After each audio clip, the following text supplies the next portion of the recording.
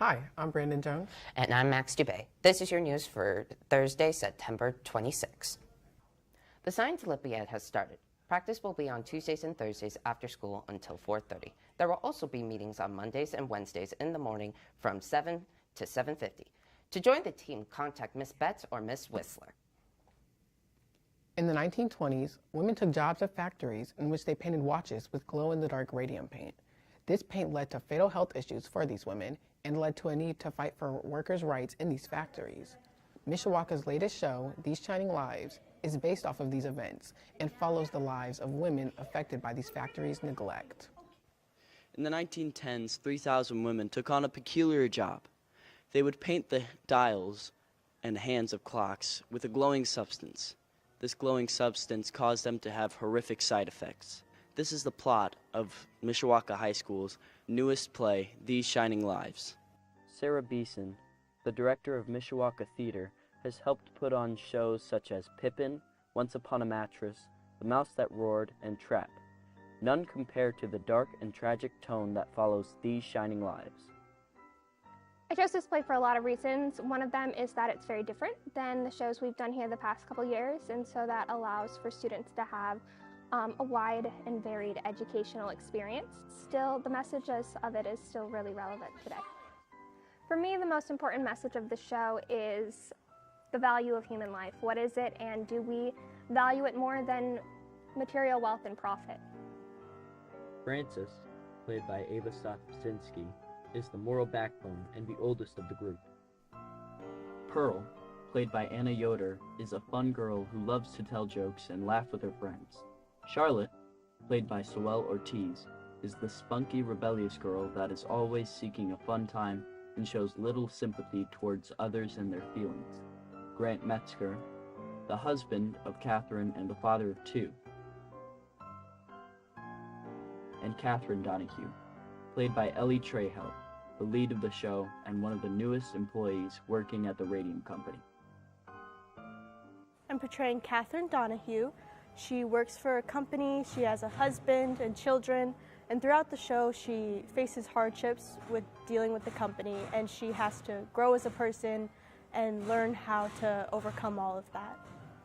She starts out saying that she's just a mom, she's a wife, she's a very, normal woman, and throughout all these hardships she learns that she has to be so much more than that. And I think that's very important to me because I've lived a similar path in my life. Companies used to treat women and really all employees like they were nothing, and I think that speaks a lot for how women are just treated in general, and also just how women are a lot more than they're viewed as. You realize one day that you have to stand up for yourself. Witness this tragic true story on October 4th, 5th, and 6th.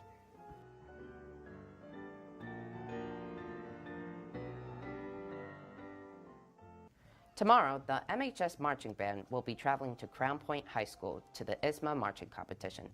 The band will be performing their 3 halftime songs, Day Tripper, Eleanor Rigby, and Come Together. Here's Landon with more info on that.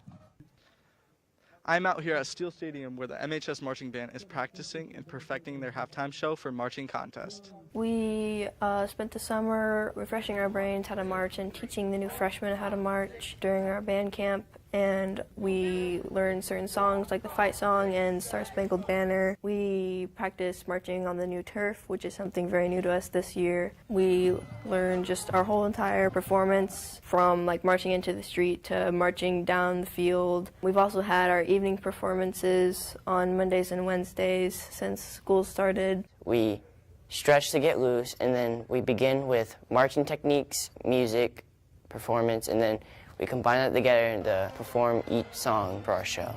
ISMA Marching Contest is where different high schools from around the area come to Crown Point to perform their halftime shows to be judged based off their performance and music. Our goal with going to Crown Point is to march and to play our halftime music to the best of our abilities to win gold in the marching competition.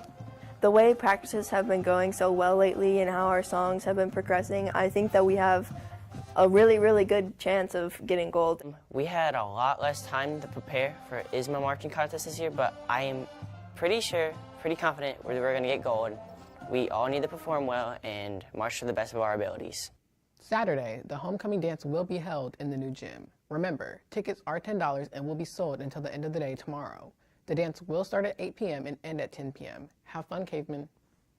This year's job fair was last Thursday, September 19th. Juniors and seniors were able to participate in many events, including a presentation from the Beyond the Cave, a lecture about credit and debt from Everwise Credit Union, and many career opportunities in the cave. Last Wednesday, multiple middle schools in the area came to Steele Stadium to practice CPR. They also learned how to use an AED, an automated external defibrillator. They learned how to identify if someone is in need of CPR, how to take control of the situation, and how to actually perform CPR before the proper authorities arrive. On October 10th, there will be 2 live broadcasts on the Mishawaka Network, one for the choir concert and the other will be for senior night for the girls volleyball team. The girls will be going against Jimtown. This week was College Go Week. Throughout the week, seniors have been able to have waived application fees for numerous colleges. Tomorrow is your last chance to have waived application fees for many of those colleges. The halftime show at Steele Stadium will have the dance team and the marching cavemen, who will be playing all 3 of their songs and their final halftime performance. The game will begin at 7. If you can't make it to the game, it will be streamed on the Mishawaka Network.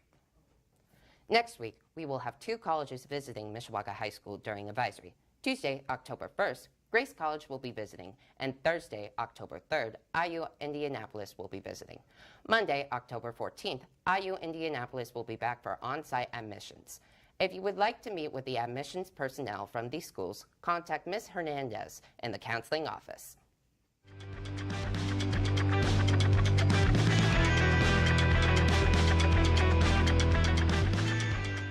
I'm Ava Sopsinski. And I'm Anna Yoder. This is your sports report for this week. The girls' golf team had their last home match of the season last week as they took on Marion. The team shot well through the heat and represented themselves well. The team then traveled to Knollwood to compete in their sectionals for this fall season. The ladies fought hard but unfortunately did not make it to regionals. This puts an end to their season. Great season, Cave Ben. This past weekend, the boys and girls cross-country team traveled to New Prairie Invitational. Our freshman/sophomore team placed 6th, with freshman Nazer Farhan placing 8th overall. Shout out to Devin Kruger for finishing without any shoes. They'll be traveling to Culver Invitational tomorrow. The boys tennis team took on Goshen this week and will finish up the season with the NLC Championships starting this week. The last scheduled event for the team will be sectionals, which start on October 1st. We'd like to give a shout out to a sports team that may not receive as much attention as they should, but still performs phenomenally and always supports many of the other sports offered here at MHS. The Mishawaka cheer team. Throughout the entire MHS regular football season, the cheer team travels and supports the Cavemen throughout every game. Cheer team and coaches, thank you so much for supporting our Cavemen sports here at Mishawaka. The only game for the boys soccer team was Tuesday at Northwood as they finished up their season. They have 3 games left, including tomorrow's home game against Elkhart Christian. Good luck the rest of the season. The girls soccer team had a pair of close games last week. The team traveled to Culver to take on the Culver Academies Thursday. In a tight contest, the Cavemen lost 1-0. Then they took on Plymouth at the NLC matchup. The Rockies defeated the Cavemen 2-1 in a close contest. The girls volleyball team played Northwood last Thursday. It was a tough conference matchup for the team. The Cavemen lost the first 2 sets in the beginning of the match. After a hard fight, the game went on to 5 sets. The girls ultimately won the match. Great job, Cavemen. Also, the team traveled to Michigan City for the Michigan City Invite on Saturday. They finished the tournament in first place. Their overall score is now 19-1 and 4-1 in the conference. Great work, Cavemen. Last Friday, your Mishawaka Cavemen took on the Goshen Redhawks in Goshen. This was the 3rd conference game of the season. After the first quarter, the score was just 14-3, Mishawaka, leading due to rushing touchdown by Caden O'Neill and receiving touchdown by Josh Sandy. By halftime, the score was 42-3. Caden O'Neill had 3 of the 4 touchdowns scored. The other, a 64-yard interception returned by Walker Hahn. Many backups got varsity playing time in most of the second half. The Redhawks scored their first and only touchdown in the 3rd quarter, and Gaten Groninger rushed for a 10-yard touchdown in the 4th quarter. The final score, 49-10. Cavemen win. Mishawaka is one of the 2 local schools to be awarded $5,000 for improvements in its football facilities. Riley and Mishawaka got awarded thanks to the T-Mobile Friday Night 5G Lights initiative. Mishawaka will now be in the running for the $100,000 grant if they are one of the 16 finalists selected. Make sure to come to the game tomorrow. It is the homecoming game where the homecoming court will be announced at halftime. The student section theme is jersey, so make sure to wear and represent your favorite team or player. That's all your sports for this week. Back to the news. Last Saturday, Notre Dame won their game against the Miami Redhawks 28-3. They scored 14 in the first quarter and 7 in both the third and fourth. This Saturday, they will take on Louisville at home, and it will be broadcasted on NBC at 3:30. Go Irish! Thistleberry Farms has been open for a couple of weeks now. For the rest of September, they will be open from 10 a.m. to 6 p.m. on Saturdays and 1 p.m. to 6 p.m. on Sundays. During October, they will extend their hours from being open from 3 p.m. to 7 p.m. on weekdays, and Saturdays and Sundays being open from 10 a.m. to 6 p.m. That was your news for this week. Shout out to Mrs. Murphy in the counseling office. And good luck to the football team for the homecoming game tomorrow.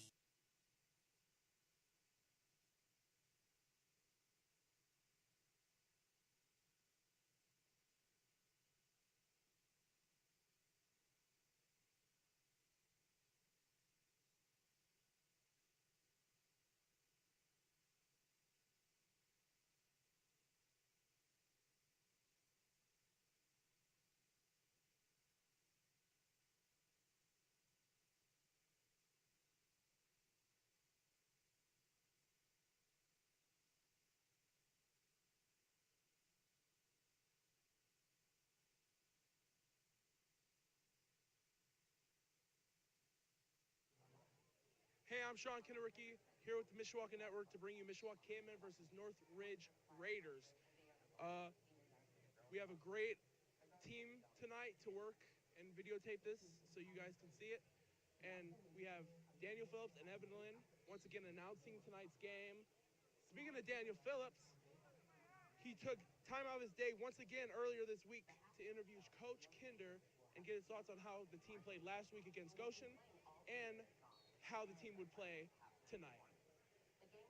And here is the coach's show for this week.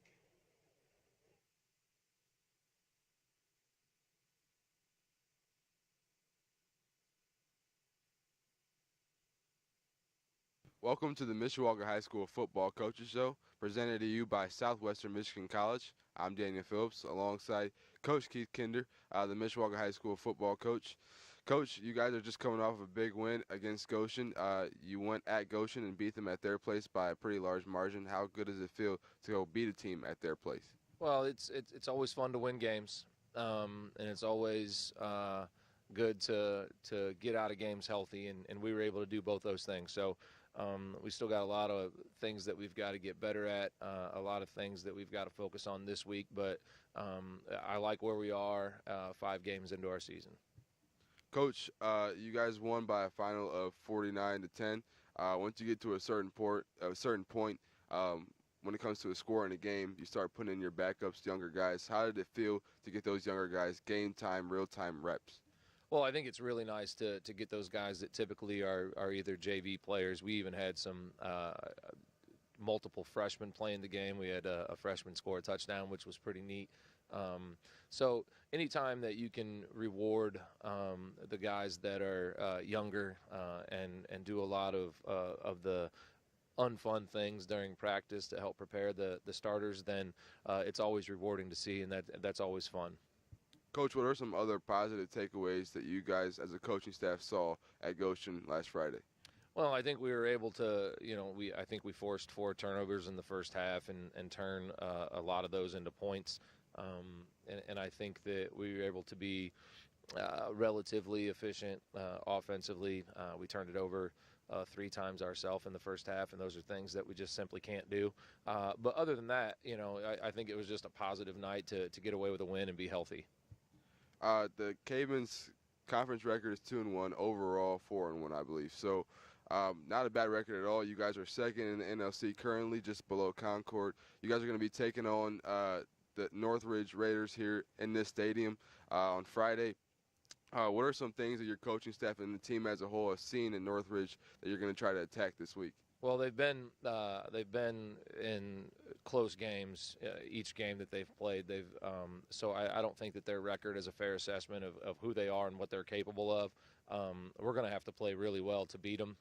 They are well coached. They've got some really talented players on both sides of the ball. So the big thing for us is just cleaning up some of the mistakes that we made last week, and getting back to just taking better care of the football, eliminating those penalties, ensure that we're running to the football on defense, because they've got some weapons that we've got to get a bunch of guys to help get those guys to the ground. So we've got to play well this week.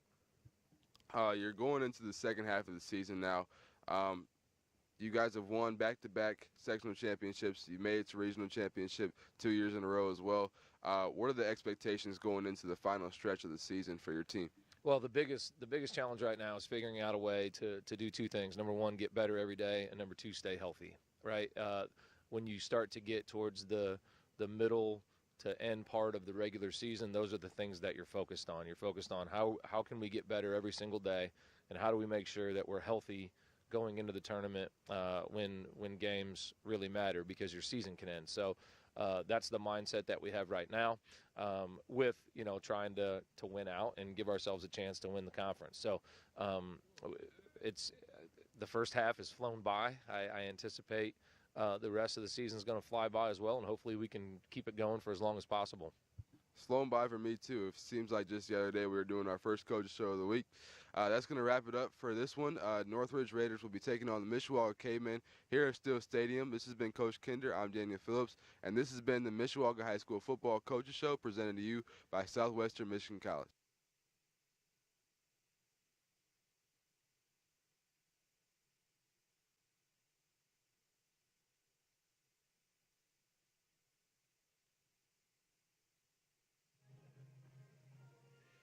Great work, Daniel. Really quick shout out to our marching band.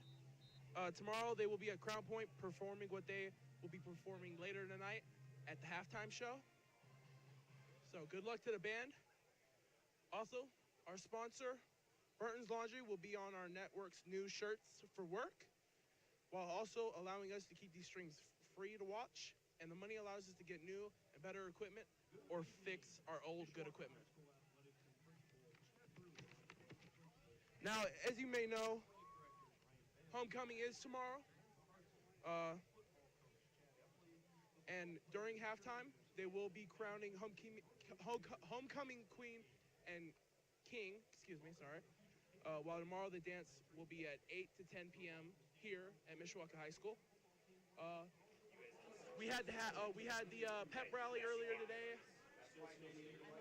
What was some interesting stuff you saw during that, Daniel and Evan?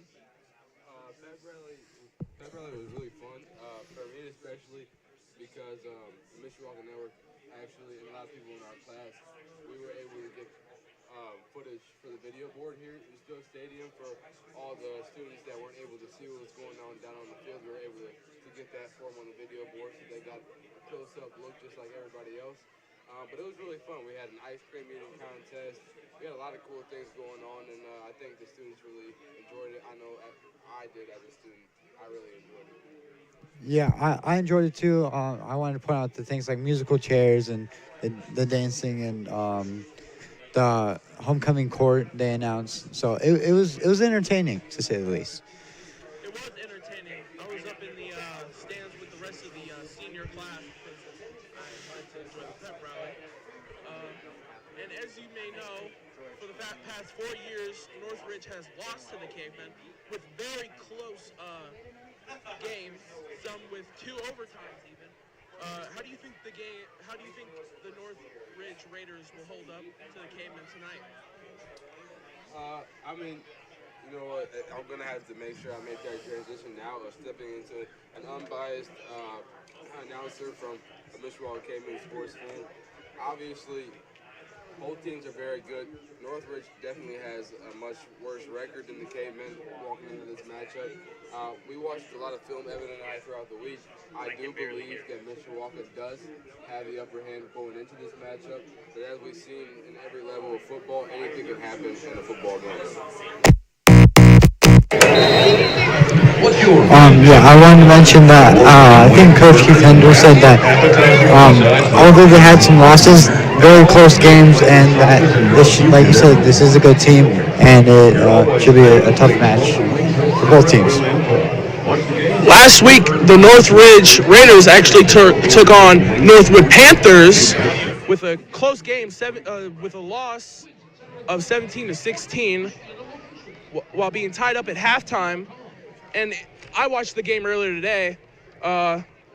Carson Rumfelt, the last play before halftime, he threw a deep throw from the 45-yard line to Hosteller in the end zone, which ended up just short of a catch. Now, I'm not an expert, but the play was a little risky. So if you were a coach, what would you have tried to do differently for that final play of the game? I'm going to go first real quick, Evan. I'm sure Evan has a great answer as well. As a coach, if I'm in that position where it's the last play before halftime, no matter what the score is, I'm going to run out the clock to avoid the possibility of ending the half with a turnover, because even if it doesn't result in a touchdown for the opposing team, a turnover is just like a horrible stat line for just one half, for a game in general. So as a coach, I want to make sure as little turnovers are committed by my offense, so I probably would have ran out the clock and handed it to my halfback or fullback. What about you, Evan? Yeah, as a coach, I mean, especially going into halftime, I mean, there's still a whole nother half of football to play. There's no point in taking that risk of having a turnover and possibly creating points for the opposite team. So it's safer and, in my opinion, better to kill clock and just come with a great plan after halftime.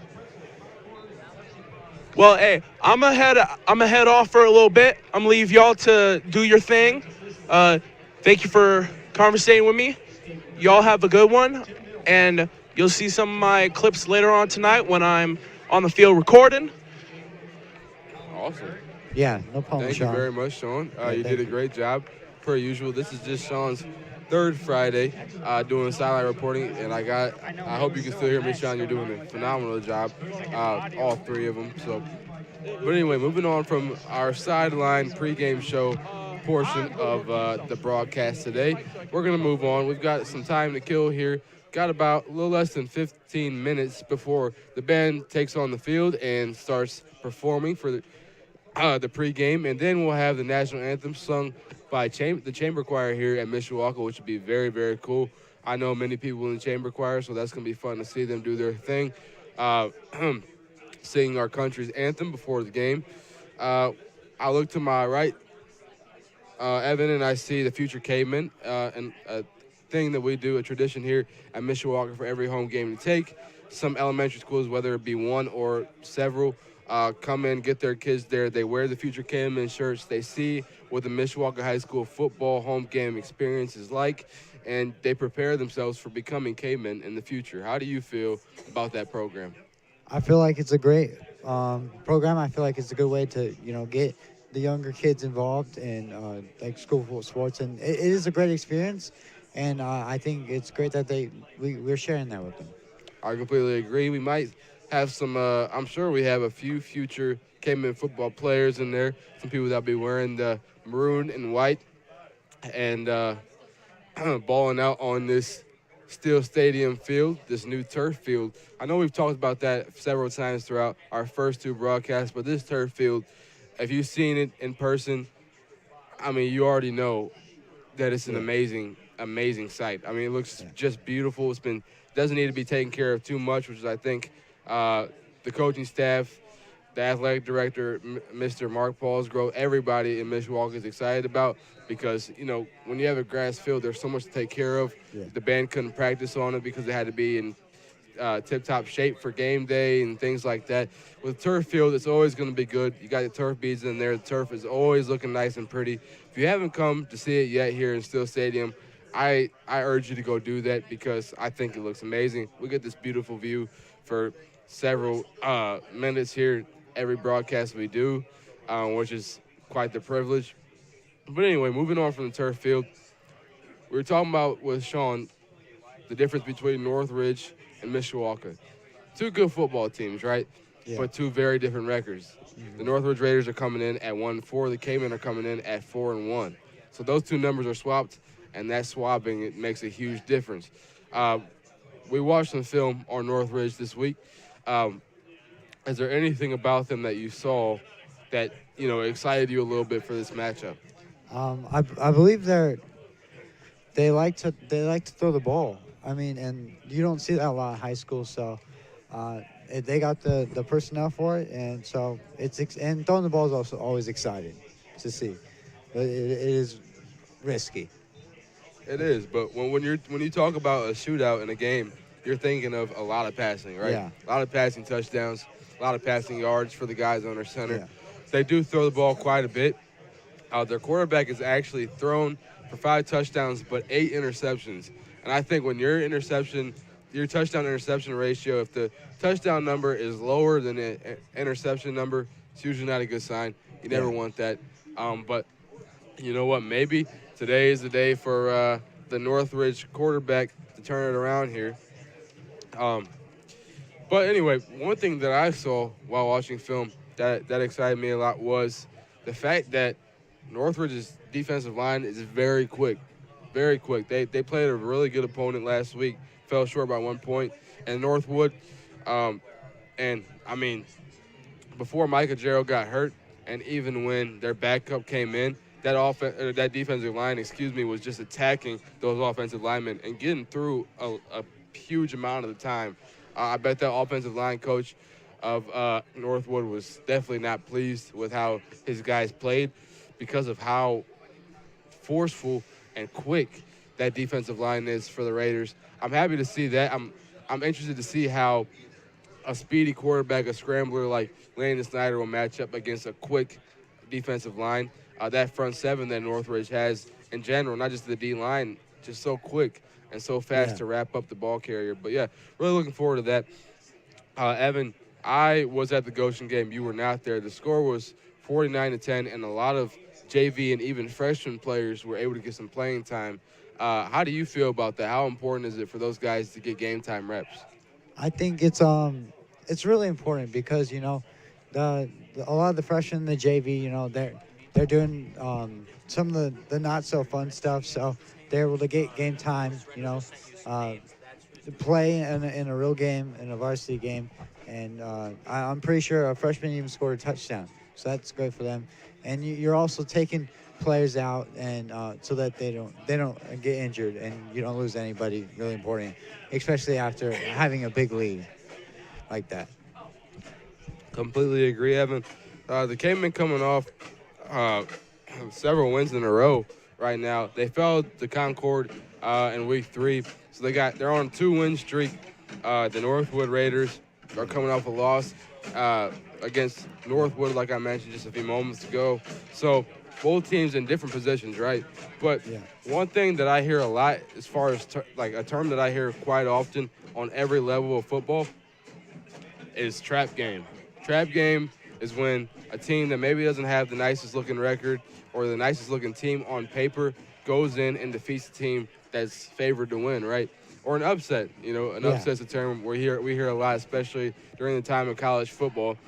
So that could happen. I think Coach Keith Kinder and the Cavemen need to be wary of that. Make sure they have their head on straight and ready to go and attack the same way they have attacked every game at home. Penn, they won by double digits. Northwood here at home, they won by double digits, and they also struck fast very quickly. I think that'll play in their favor today. If they do that today, Landon Snyder is a big play guy, which they say big players make big plays. So I guess you consider Landon Snyder a big player. And this is just his 6th game starting at quarterback, and he does not look like it. I mean, the kid is making an impact both on the rushing game and the passing game, which means a lot. Evan, I want to ask you, you're a big football fan. You're a Vikings fan. The Vikings are doing pretty well right now. Your starting quarterback, Sam Darnold, isn't a dual threat QB. Yeah. He don't move very fast, but he can sling the football. Landon Snyder is a dual threat quarterback. How impactful do you think it is to have a dual threat quarterback under center? I think it's big because if they need to, they could rush for yards and kind of avoid sacks. They're really good at dealing with pressure and picking up the first down. And they can also do a pretty good job of getting that ball thrown downfield. So I think having a dual threat quarterback is an amazing thing and maybe even preferred. I agree. I think the dual threat quarterback is becoming more and more popular. But yeah, Evan, what are some more about the K-Men that you're looking forward to seeing? I think they just have to. They are going against a team that is 1-4, so they have to make sure to not underestimate a team and just keep doing a lot of things that they have been doing, and not change up what they're doing just because they think they're going against not as good as an opponent. Because you never want to underestimate your opponent. Because it could lead into an upset. Right. When you underestimate, that's when you lose focus. And when you lose focus, that gives your opponent time to attack that lack of focus and sometimes take the game right out of your hands, right? Yeah. And that's not at all what the K-Men want to do. They want to keep their at-home record undefeated. They want to keep their conference record in good graces. Right now, they're 2-1. And I know Coach Kinder and the whole Mishawaka K-Men program still have a sour taste in their mouth after losing to Concord at Concord a few weeks ago. So I think right now they're motivated to keep this going and keep the win streak going into tournament play in a couple of weeks here. But yeah, let's talk about some dynamic players on the Mishawaka side. Unfortunately, I apologize, Evan. I was not able to get the notes extremely up to date as much as I wanted to. But on the K-Men end, Caden Smith, believe it or not, has been making a huge impact on the receiving end. He only has 3 receptions, but he's also got 49 yards receiving. And he's a big running guy. So his rushing yards are usually high, but his receiving yards are top 3 on the team right now. Another guy, a name that we said a lot on our broadcast, Josh Sandy. Josh Sandy's having a phenomenal year. Touchdown catch after touchdown catch from Josh Sandy, a senior who's making a huge impact. He's making the most out of his final year here.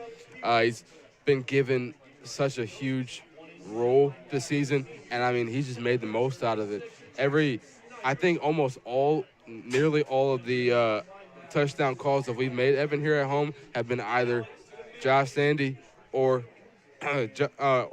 Landon Snyder. Yeah. So, you're right about Josh Sandy. I mean, he's done a phenomenal job, and he's like, well, half the time he's really good at making space and getting open, and that is really makes it easy for your quarterback when you could create that separation and make it easy for him to deliver the ball.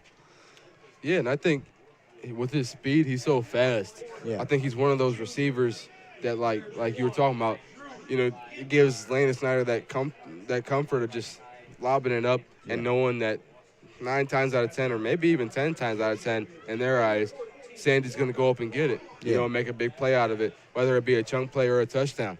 So that dynamic wide receiver quarterback duo, I'm really looking forward to seeing going into this matchup because they've been so killer throughout the whole season. Yeah. No matter what opponent is thrown at them. So a dominant wide receiver quarterback duo. Looking forward to seeing that. Kane O'Neal, the sophomore, stand out, much like his quarterback. He's having a good year too. I mean, if you need a first down or you need 5 yards, he's going to hammer through that offensive and defensive line and go get it for you. Yeah. And he's holding on to the ball. The first couple of games of the season, he had a few fumbles. He only has 2 fumbles on the season. He hasn't fumbled in several games. So I think that's a guy who's been really good, really quick. Same with Landon Snyder, 2 sophomores that have been given a role of being leaders on that offense, a run-dominant offense, might I add. And they've taken that role and made the most out of it, I would argue.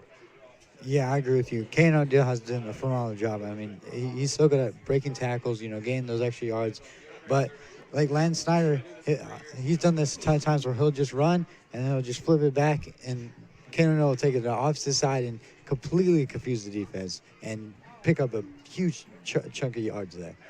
So those two work great together, and we've won a lot. The Cavemen have won a lot of football games because of those two. Completely agreed. I think those two players, the way they play, fits that triple offense that the Cavemen run so well. Like you said, I mean, Kane O'Neal's like a run through you type guy, and he's gonna muscle through you and hold on to the ball and get those yards. And when he makes a run, you're maybe thinking, oh, he only got 3 to 5 yards. Next thing you know, you hear the PA announcer say 20-yard run by Kane O'Neal, right? Yeah. And Jackson Snyder, so fast. Yeah. I mean, we watch him. We don't have the greatest view, and sometimes I lose him, Yeah. because of how fast he's going. But, huge offensive production from the Cavemen throughout this entire season. But, so much more to come, so much to be excited about on the Cavemen offensive end and the defensive end. Same with Northridge as well, but obviously we know quite a bit more about the Cavemen than the Raiders. Anyway, we've got the band are going to be performing for not just the audience here, but the audience that are viewing this Mishawaka Network broadcast right now. We're going to go ahead and kick it off the band and let them do their thing. We'll be back with some more coverage of this pregame show of the matchup between the Mishawaka Cavemen and the Northridge Raiders.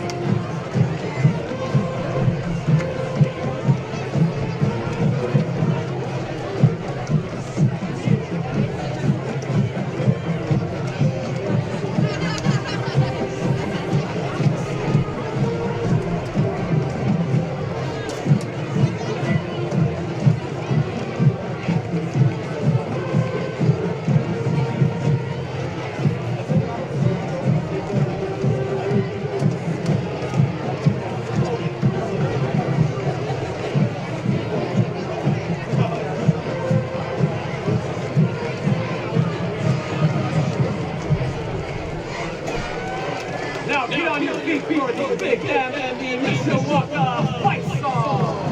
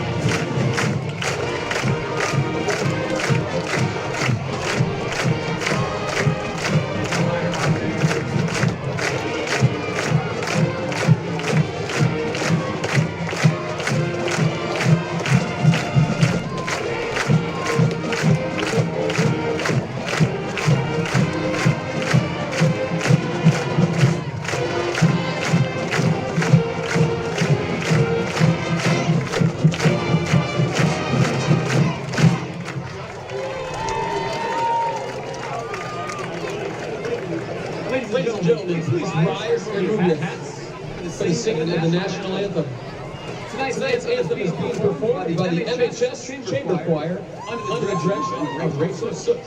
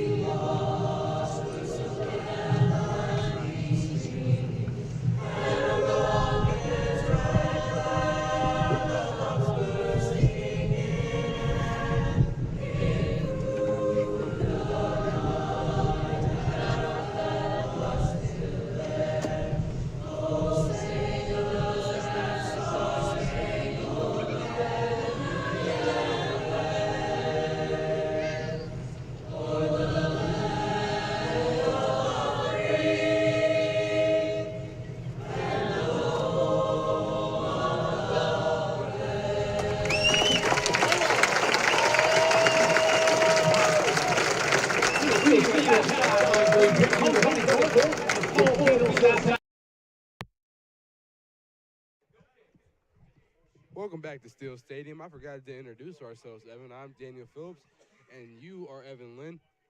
We just had the Chamber Choir here at MHS perform the national anthem, and we had the Mishawaka Band do their thing on the field. They do a wonderful job, and they will be performing at halftime as well. And as Sean Kanaraki said pre-game, they will be competing at Crown Point tomorrow, Saturday morning, I believe.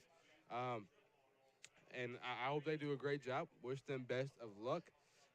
They do a phenomenal job. They have a long storied history of being a great band, and I know they'll continue to be that throughout the entire year and hopefully for a long, long time. Anyway, let's get back to football. Evan, after we went to break and let the band do their thing, you said to me, it's really windy. Will that play a factor? And you're completely right. It will play a factor, especially with Northridge, as we were talking about how pass-heavy their offense is. And even with the Cavemen, we were talking about how Landon Snyder likes to air it out to Cone Hanley or Josh Sandy, and that's going to, he can't really lob the ball because then, you're letting the wind take control of it, and anything can happen. It could be a turnover or just a sad incompletion, neither a good option. So that will play a factor. They're going to have to play it right. The coaching staff is going to have to make sophisticated play calls based on what the wind feels like, but we know that Mother Nature is unpredictable, just like the first home game we called with Penn, the lightning delay, right? So it just happens. I guess we'll have to see, but that'll definitely be a test for both squads here this Friday windy night. Yeah. I just want to talk about the wind, the weather, and you think that could do anything with kicking, especially field goals? The kickers have to kind of predict where the wind will blow and kind of kick in that. Maybe lean that a certain direction, or if it is longer field goals. Yeah, I think that'll definitely play a factor. Blake Vandenberg really did a good job these past two games, the Northwood game at home and last week at Goshen, with being accurate about his extra points, his kickoffs, and his field goals, excuse me. And but I hope that doesn't throw off his rhythm here, because we know he had some trouble in the beginning of the year being the new varsity kicker. But I think for sure the wind will play a factor in that too. The kickoff being so crucial, the kickoff especially, actually, I think, because if the ball goes just 1 inch out of bounds, that's a flag, and the opposing team, the receiving team, gets great field position. And even with extra points and field goals, that's 1 or 3 points that you're throwing away because of the wind. You got to make sure, like you said, you're lining it up based on the direction the wind is blowing and things like that, and making sure you do those pre-extra point rituals, whatever you got, to make sure these kicks are locked in and dialed in, so you don't give up any points. Yeah. But yeah, we got about a little less than 7 minutes before we reach kickoff and we get this matchup underway. We got an amazing crew working with us tonight, both you and myself and the rest of the crew. I like to say we always do a pretty good job every Friday we get the opportunity. Unfortunately, after this game, we will only have one home game left. That'll be 2 weeks from today. The Plymouth Rockies will come in here and face off against the Cavemen. But yeah, so we're gonna stick to this game and enjoy it while we got it. It should be a fun one. Yeah. The Cavemen obviously are favored, but like we said earlier, anything can happen. This could be an upset. Can the Northridge Raiders pull off the upset? Everybody here, especially the Cavemen fans, believe the Caymans are going to take it, and maybe by even a large margin. But you know what? If the Raiders stay confident and they believe, maybe it can happen. Yeah, I mean, we saw a similar thing where the Cavemen are on the opposite side against Penn. Penn was a really good team coming into it, and Penn's a big school, and that rivalry is the backyard brawl, and Penn was a little more favored in that game. So the Cavemen are on the opposite side against Northridge, and they have to make sure to do a lot of the same things they have been doing and take it seriously. I agree. I think Coach Kinder, every time we film that coaching show with him, he doesn't always directly say it, but he implies that he wants his team to remain focused. Always stay focused and, make sure your mind is on the task at hand. Don't look into the state tournament. Don't look into the last game of the year. Don't even look into Warsaw next week. Focus on Northridge tonight and in less than 5 minutes. Once kickoff starts, once the kick is up and away, that's when you got to make sure you're dialed in to what is in front of you. And this is a game that, could go either way, really. I mean, we watched film. We saw how Northridge performed in the 5 games they played so far. And I don't know about you, but based on what I saw and watching the Mishawaka film from last week and all the weeks prior, in my mind, I go default to Mishawaka will probably win this game. But the Northridge Raiders do not believe that. Yeah. And they've got to show that they don't believe it and just, completely destroy the narrative. And they have to be focused if they want to even give themselves a chance to have a chance. Yeah. They're probably definitely coming into this game they're on the road, and basically everything kind of seems to be stacked against them, so they're definitely going to be giving it their 100%.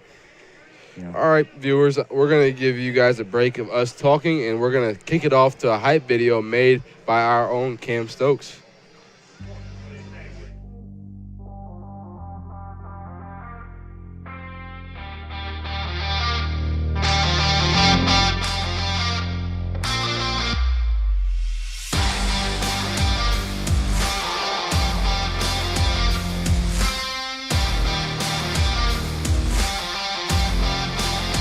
Looks like he will. Nothing but open field. The 10, the 5, touchdown. Jackson Snyder.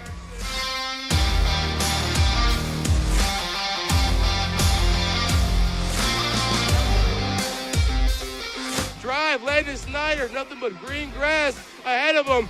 Touchdown, Cavemen. Touchdown.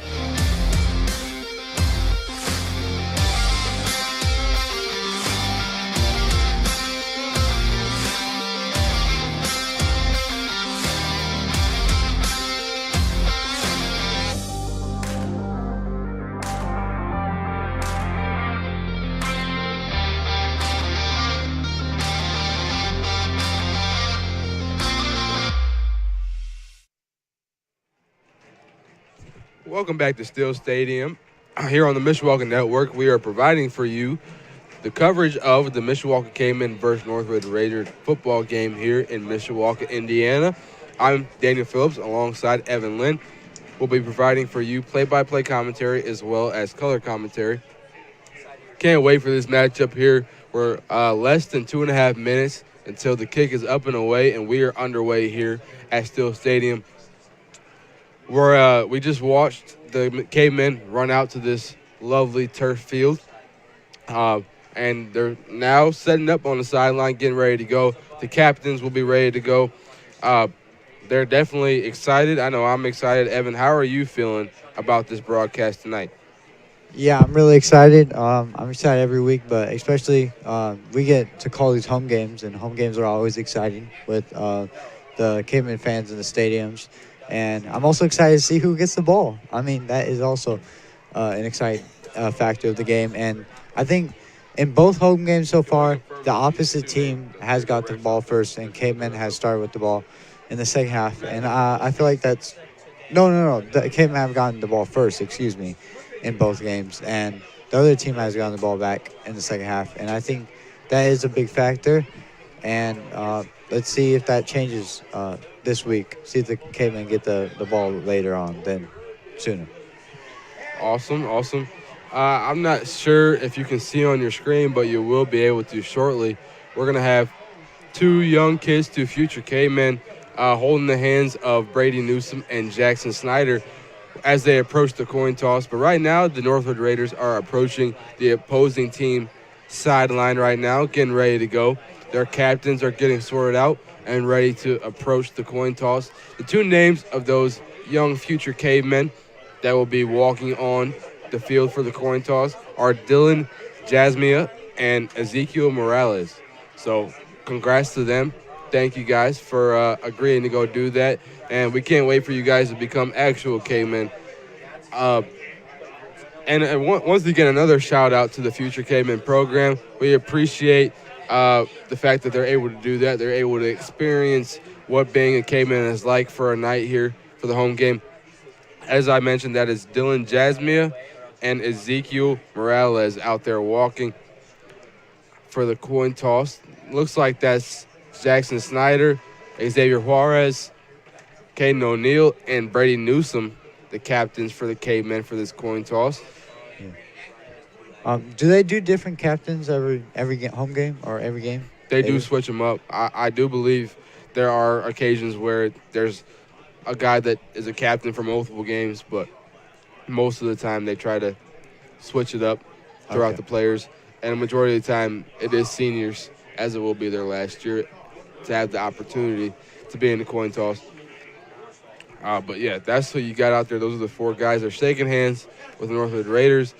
The head official will flip the coin and ask the winner if they want to receive or not. It looks like the Northridge Raiders won the toss, and they will receive here the kickoff. So we're going to see the first test here of how the wind will affect the kicking here. Blake Vandenberg is going to have a series of tests tonight with that wind. According to the forecast, it is just going to get worse, I believe.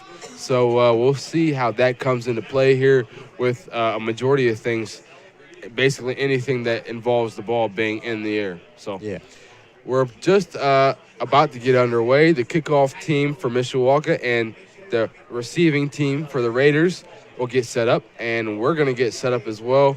We're going to say goodbye to these chairs, Evan, and get ready to go, as the game will be underway soon. The kickoff team and the receiving team for the Cavemen and the Raiders are setting up now, getting ready to go. Blake Vandenberg looks like will not be the kicker for this game. It'll actually be linebacker Xavier Juarez here to kick. Not sure if that's just for that is interesting. The kickoff here or for the duration of the game, but I guess we'll find out. Juarez lines up.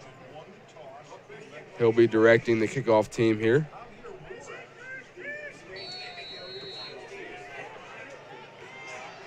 Kick is up and away and received by Northridge. The receiver, or returner rather, is going to get stopped up just past the 25-yard line. Looks like that was number 7 of Northridge. See if we can get that name for you here quickly. Fortunately, I'm not seeing. Oh, excuse me. Judah Hocklester was there. I apologize if I butchered that name, but that was the returner there for the Raiders, and they will get set up for their first offensive snap of the contest.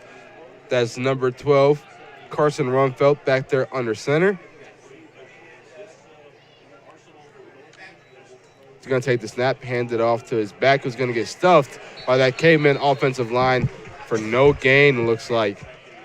Stopped up right there along the 25. Yeah, really good play by the defense line, holding the running back. I mean, the wind is a factor, so running the ball wouldn't be a bad idea for the offense, but it got stopped. The Cavemen did a good job, and I think they even pushed them back a yard as it is 2nd and 11.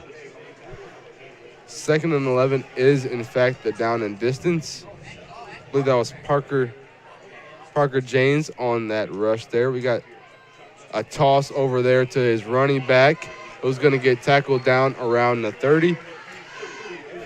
The toss is always a good decision. They're switching it up, still keeping the play, keeping it with the run, and not surprised at all.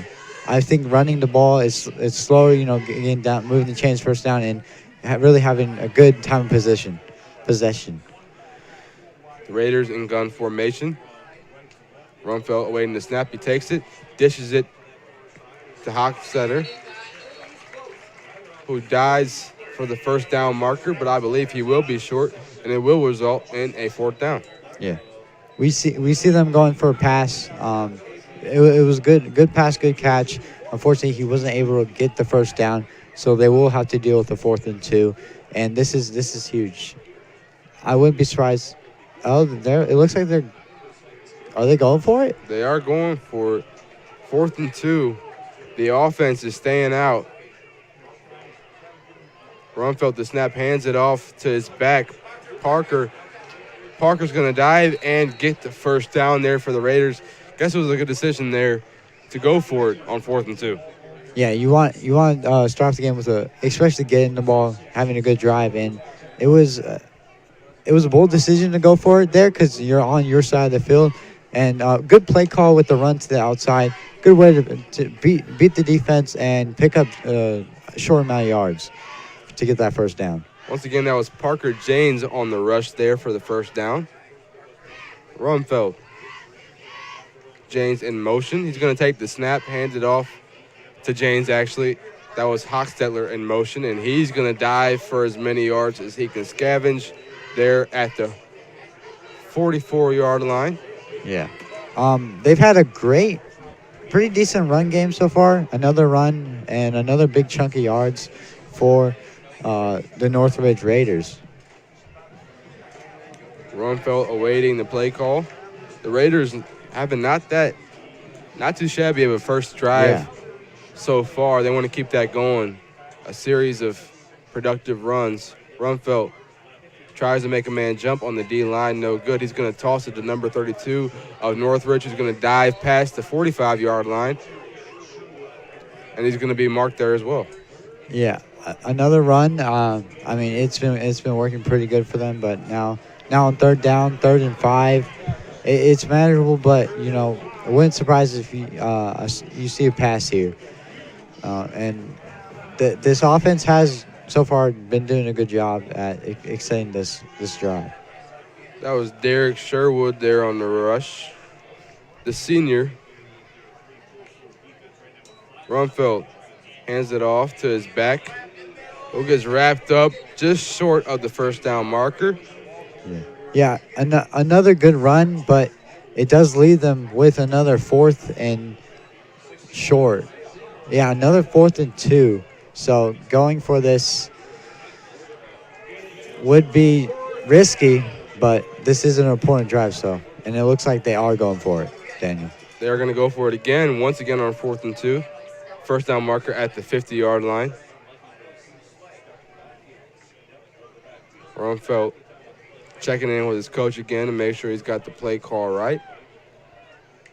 Rumfeld is going to toss it, and if the ball is fumbled, did the Raiders jump on it, or is that a caveman recovery? Either way, it's a turnover, right? They are going to say that it is a caveman. That is caveman ball. It's a turnover there. First down, caveman, and that, like you said, either way, it's a turnover. I'm not sure if they jumped on it or not, but 4th down, definitely don't want a fumble toss. I mean, I didn't see who it was, but that defense player for the caveman read that pitch perfectly was right there and completely shut down that offense. Or that drive for that offense. The toss intended for Sherwood, just a lack of communication between Rumfeld and Sherwood. Results in a turnover on downs. Yeah, I think that was just a huge play by the defense. Landon Snyder and the Cayman offense are going to get their first opportunity tonight. And good field position. Motion, Kane Smith. Handoff to Kane O'Neal, who's going to drive forward for a few.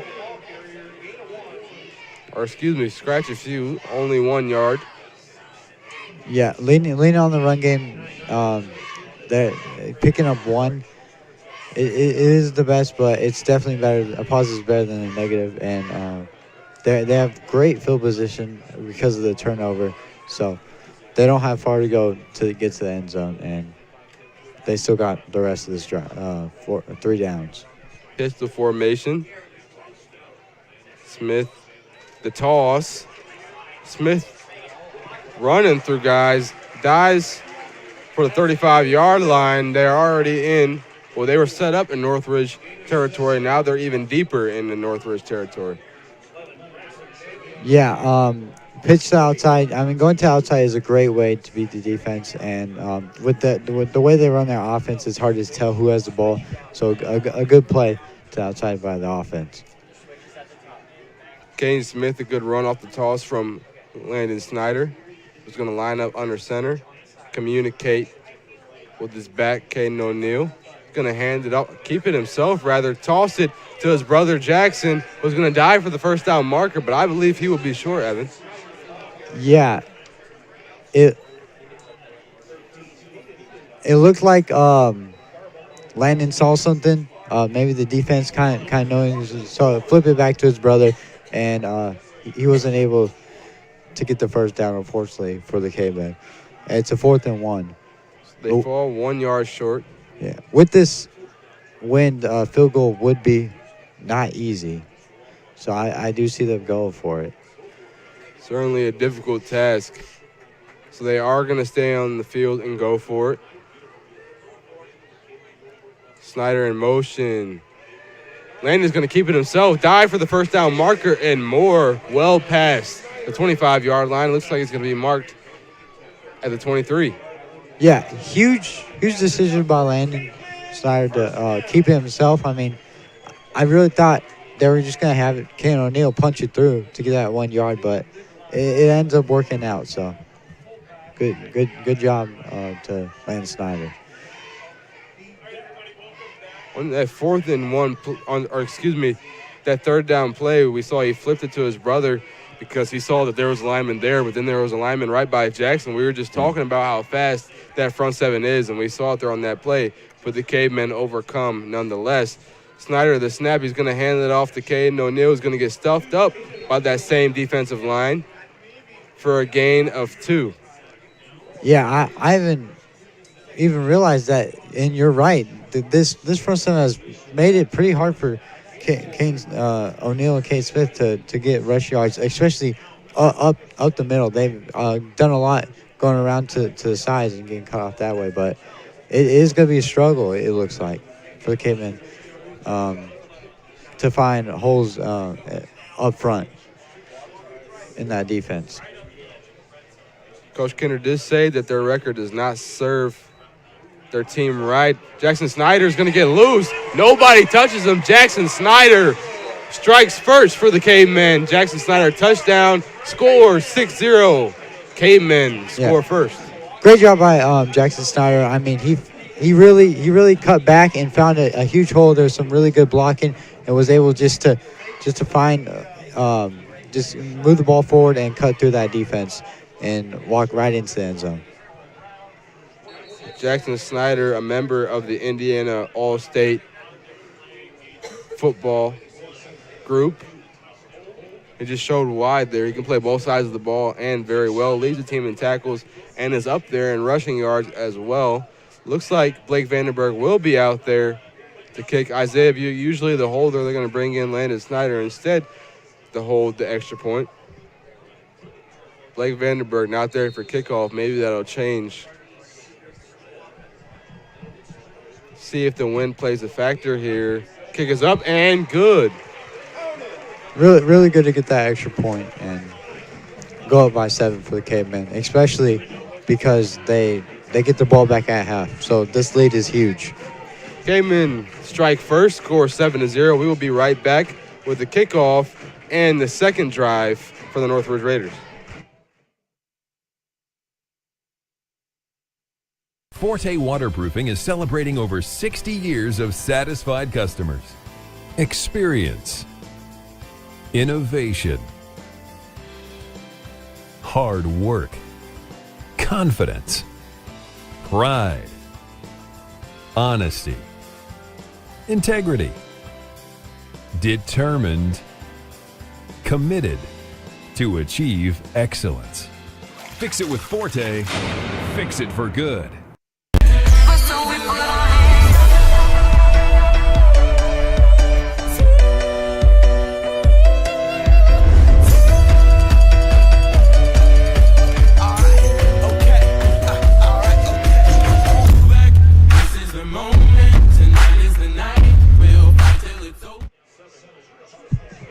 Welcome back to Still Stadium. If you're just now joining us, the score is 7-0. The Cavemen struck first off of a pretty lengthy run from Jackson Snyder. Xavier Juarez is still going to be the kicker for kickoff here for the Cavemen. The kick is up and away. returner for Northridge. Runs through that caveman coverage, but not for long as he's stuffed up. But he's pushed a little bit by his teammates there. He's going to fall forward just short of the 30-yard line. Yeah. So far, Xavier Juarez has done a pretty decent job at kicking. I mean, and some pretty good kicks from someone that doesn't normally kick. And specialists didn't do a bad job. You know, that was good blocking. And let's see what this Northridge Raiders offense could do. Is their second attempt or second drive. That was Judah Hochstetler. I promise I am going to memorize that name. The returner both times for the Raiders. The sophomore quarterback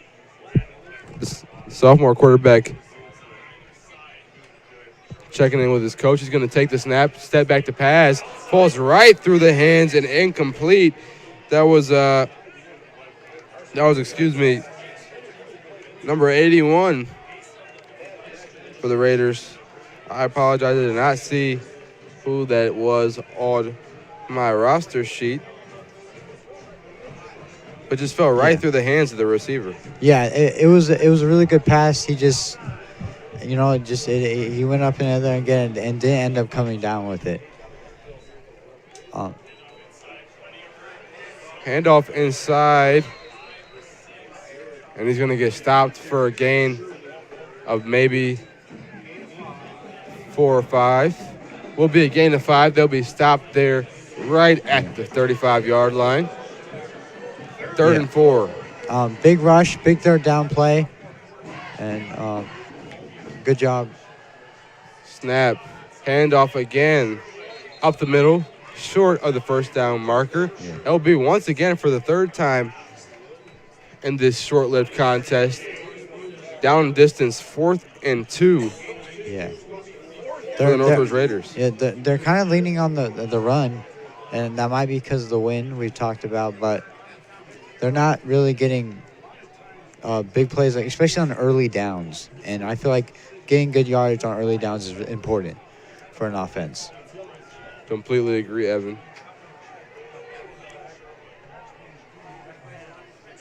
That's Runfelt, the sophomore. Shotgun. Going to hand it off to Sherwood. Sherwood crosses the first down marker, and he will be called for a first down. He got the conversion there. They're going to be stopped just past the 40-yard line, and they'll move the chains. Yeah, and that's huge. Picking up 4th and 4 on a run, huge play by the running back, and definitely not easy.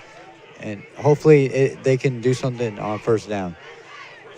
Looks like somebody jumped there. Number 81 on the Northridge side might be called here for the false start. Yeah. Which would put them back 5 yards. Yes. Yeah, that is definitely not something you want to see for the offense. I mean, those digesters are supposed to get the offside to jump, and when your own teammate does it, it is unfortunate. Certainly not a good feeling. I imagine they had to walk back 5 yards after getting the first down. Steps back, tosses it to Hochstetler, who's going to get past the 40 and then wrapped up by Camden Putz. Not a bad play call to go for a screen pass there. He had blockers up front. Those are very popular in the NFL, and they're very effective if the receiver can maneuver up the field. But decent gain on second down, 6-yard gain, and we talked about it's important to get big chunks on early downs. Northridge fakes the handoff to Sherwood. He's got company. One-handed snag by Hochstetler. Wow. Showing off those hands. Not much of a gain, but quite a highlight. Yeah, huge catch. Unfortunately, there was a defender right there to completely stop any yards after the catch. But good catch, and it's a big third down. 3rd and 7. Do not want to have to deal with another 4th down scenario for the Northridge Raiders. Rumfeld takes a snap, drops back to pass. Hands it to Hochstetler again. He's got to make a few moves. Wrapped up by Camden Putz. No, breaks the tackle. Makes a few men miss. Walker Hahn finally wraps him up there just short of the 45 and short of the first down. Yeah, another screen pass is just the defenders got past the blockers, and he kind of had just 3 or 4 defenders on him, and it's a hard situation to get out of. So defense did a good job at reading that. And they're still on the field, 4th and 7. 4th and 7. They really do not want to punt. Maybe you're right. Maybe the wind is just too much. They are going to punt. Oh. Excuse me. Got some similar numbers there, similar guys on offense. Jackson Snyder is going to receive there. He's going to be stopped up at around the 30. I apologize. I should have been paying better attention as well, the way they were lined up. But there were quite a few offensive guys that were on there for the punt team of the Raiders. But the Cavemen will set up shop at the 31-yard line. The Cavemen looking to strike again and fast like they did in the first drive. Had a series of kind of, smaller runs. Yeah. And then Jackson Snyder goes ahead and runs it in for about 15 to 20 yards. Big play for the Cavemen. They want to repeat that on this drive as well. Yeah, totally agree with you, Daniel. Landon Snyder under center. Looks like we've got a violation. It's going to be false start, illegal procedure on the Cavemen. They're going to take 5 steps back there. They're going to be backed up all the way to the 26-yard line. Definitely not what you want to see coming to start a drive, to be back 1st and 15. But you just got to make sure not to make any more mistakes and move on and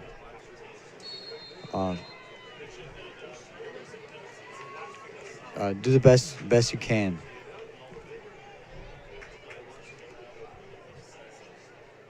Caden Smith in motion. They're going to hand it off to the right side to Caden O'Neill, who's going to get a little past the 30-yard line all the way to the 31. Yeah, the Cavemen, great run by Caden O'Neill. He's the starting halfback, or I think he's fullback. But real. Whoa. We're off. Hey, we cut out. Like, we can't talk.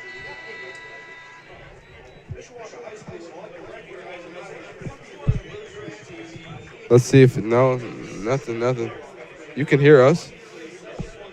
Excuse me, sorry, some technical difficulties. We're unable to hear ourselves, but we've heard that you can hear us. We're going to go ahead and cut to a break while we got time and see if we can correct this shortly.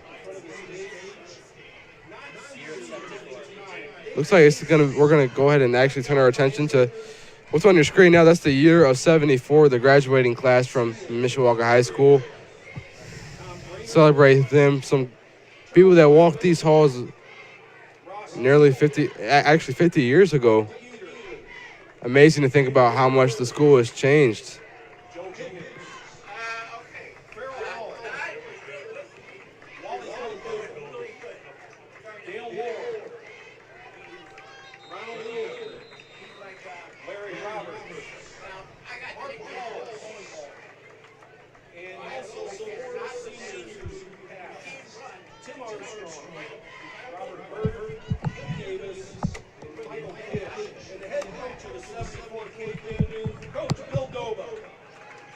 That was the class of 74,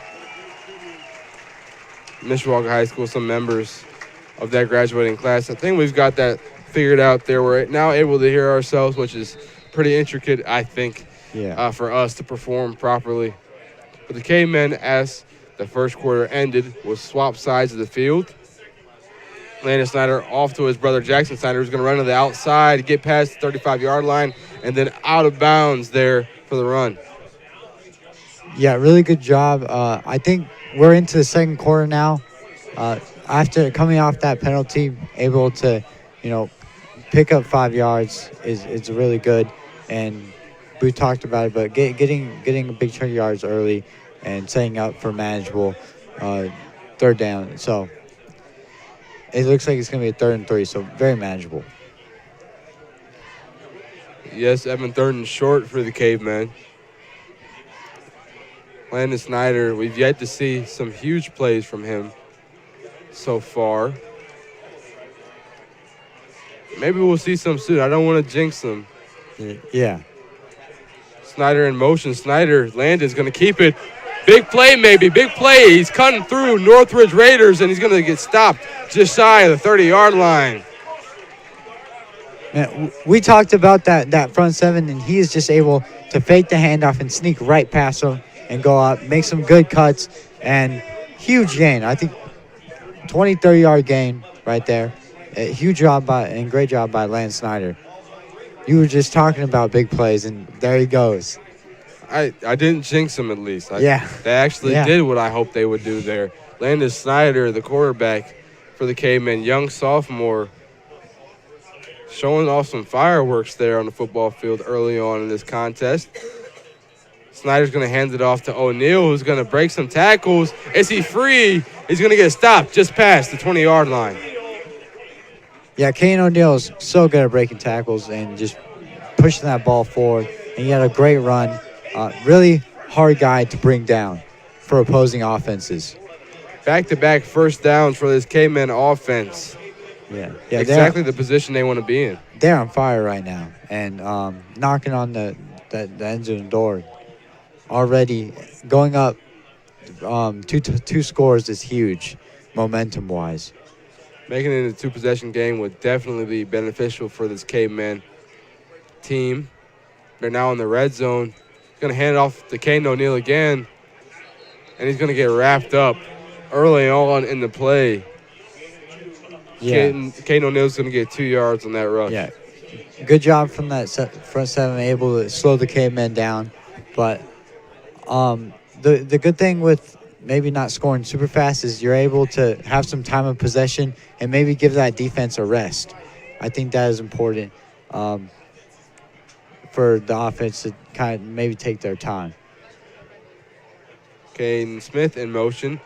Snyder's going to pass to his brother Jackson. Jackson maybe 2 touchdowns in a few minutes. He's going to get tackled and wrapped up inside the 5-yard line at the 3. Yeah, huge play. He was able to cut back, catch that ball, and it was nothing but green turf, and he was able to drive that. And he gets tackled right before the end zone and sets the Cavemen up with a great field position. They're right next to the end zone, 1st and goal. Jackson Snyder's had quite a few big play runs here so far. Landon Snyder going to line up, hand it off, keep it himself and run it in. Snyder, touchdown so far in this contest. The Cavemen go up 13-0.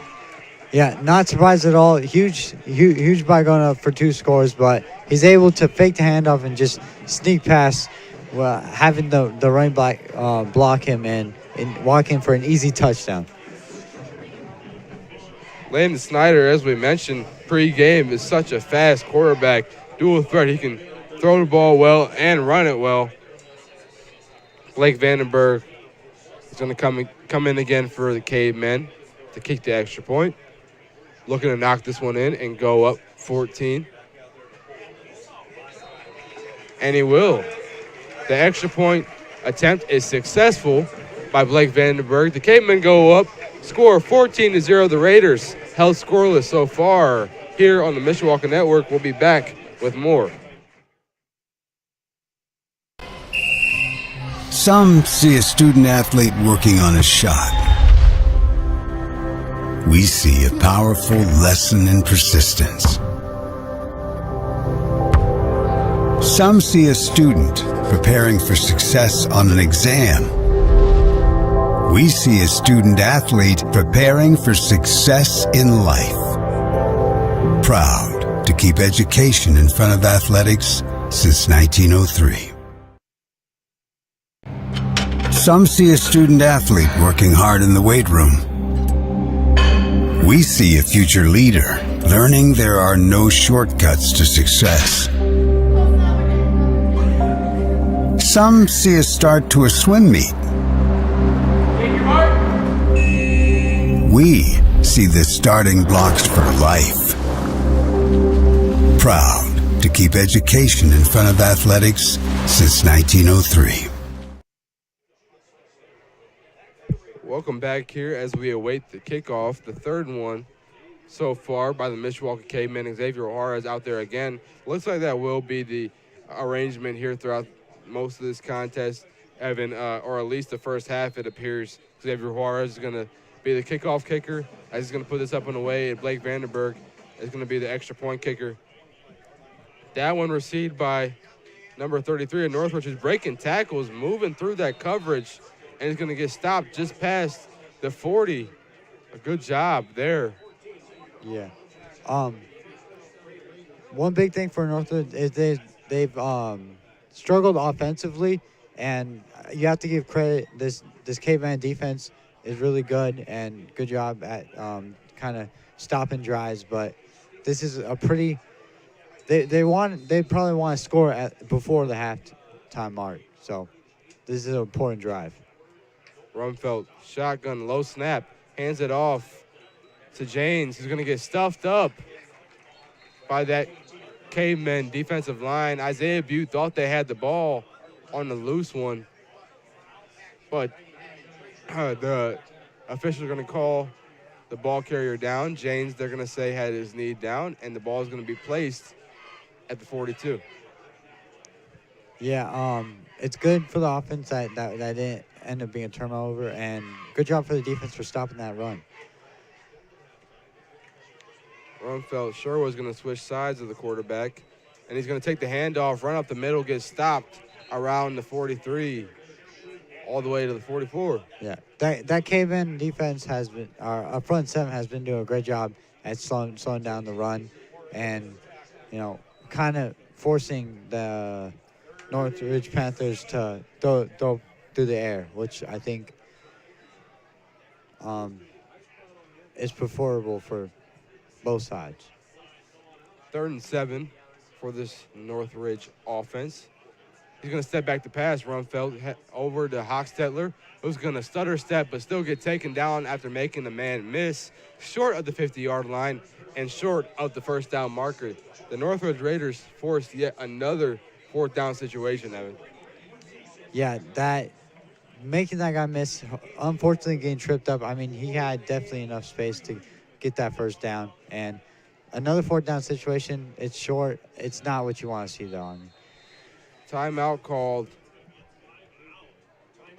Yeah. It's going to be called by the Cavemen. Coach Keith Kinder wants to regroup with his defense. Yeah. 4th and 3rd awaits the Northridge Raiders, and we're going to take a quick break here. Be back with that 4th and 3rd play. Some see a student athlete working on a shot. We see a powerful lesson in persistence.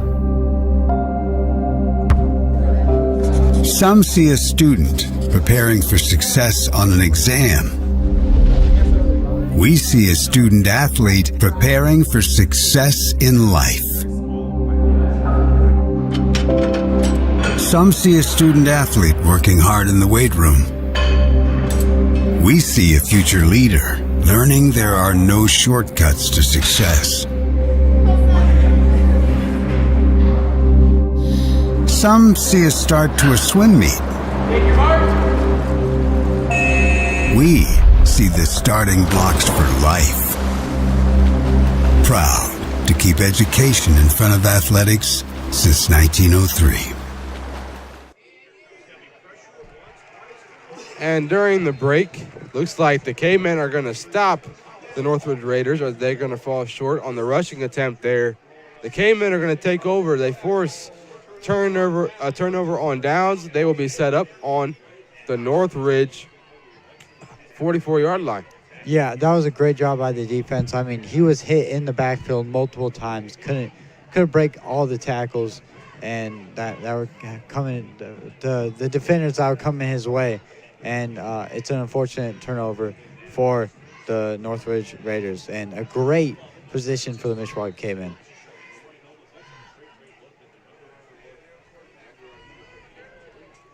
Landon Snyder under center, communicating to his offense.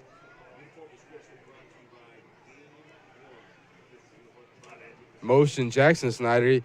Landon Snyder's going to keep it himself, go out to the left, get taken down around the 40-yard line. Yeah. Great run. Landon Snyder does a great job at those short yard, first early down runs. And some of those end up becoming explosive plays very easily. He's very quick and shifty, able to get a big chunk, I believe 5 yards on first down. And this Caveman offense is on fire. We have a lot of momentum due to that defense getting those stops.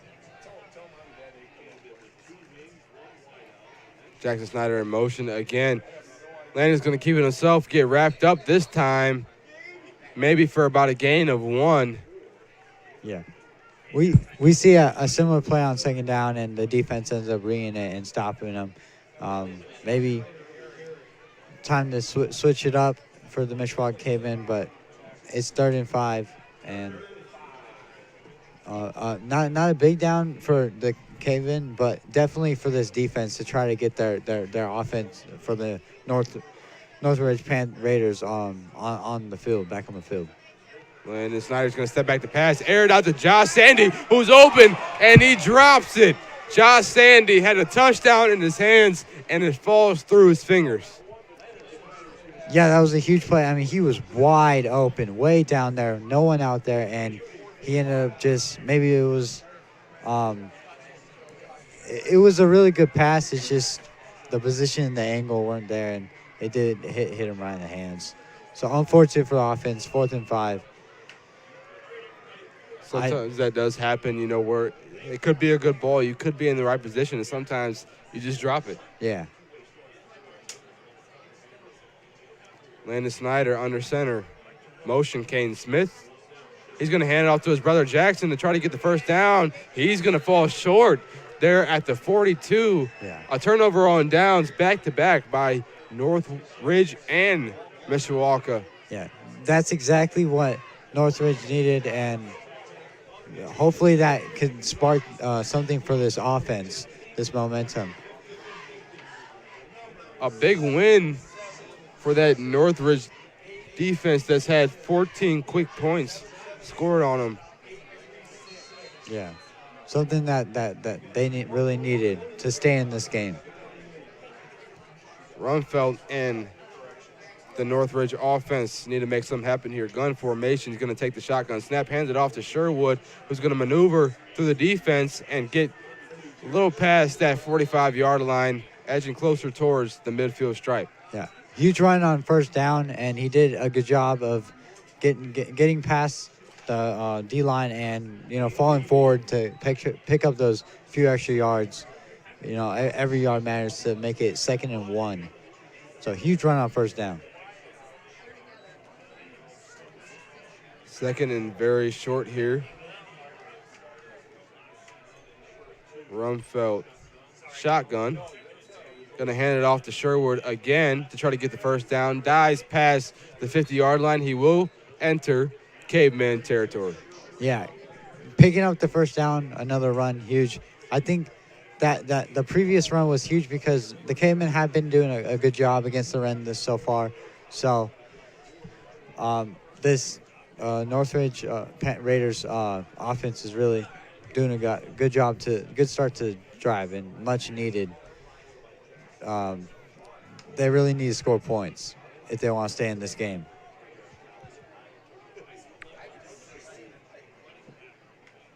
Rumfeld, the low snap. He's going to take it himself up the middle towards the right, and he's going to get stopped around the 53. Yeah, good job. Decent run for the Northridge Panthers. You know, just slowly but surely making progress and getting those first downs for a really important drive. Rumfeld going to communicate with his head coach and or offensive coordinator on the play call. Communicate it to his offense. Gun formation. Rumfeld the snap. He's going to step back to pass. Hochstetler makes hoot and miss. He's going to get free maybe, and he's going to go out of bounds past the 35-yard line, deep now into Caveman territory. Yeah, screen passes are a really good play. I mean, especially if you got blockers and you got a guy that can, you know, maneuver and make guys miss and break tackles. It could be a really effective play on offense.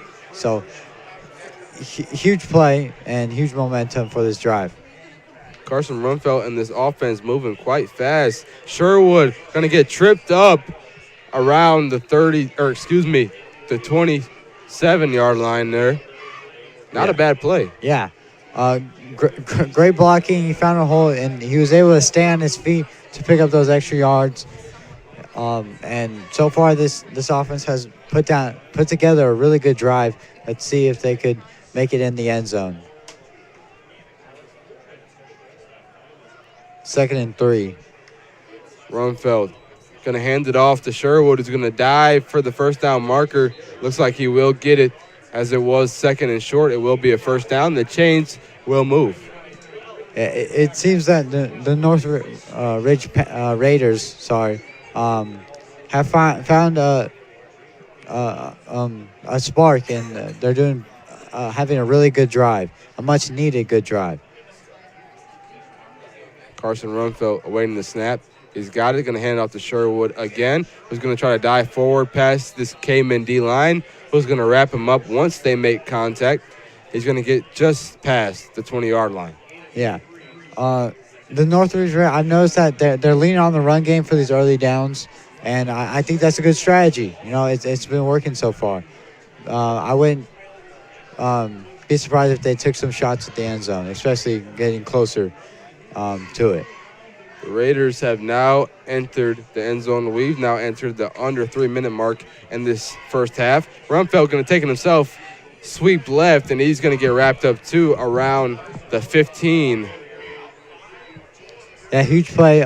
Keep yourself good.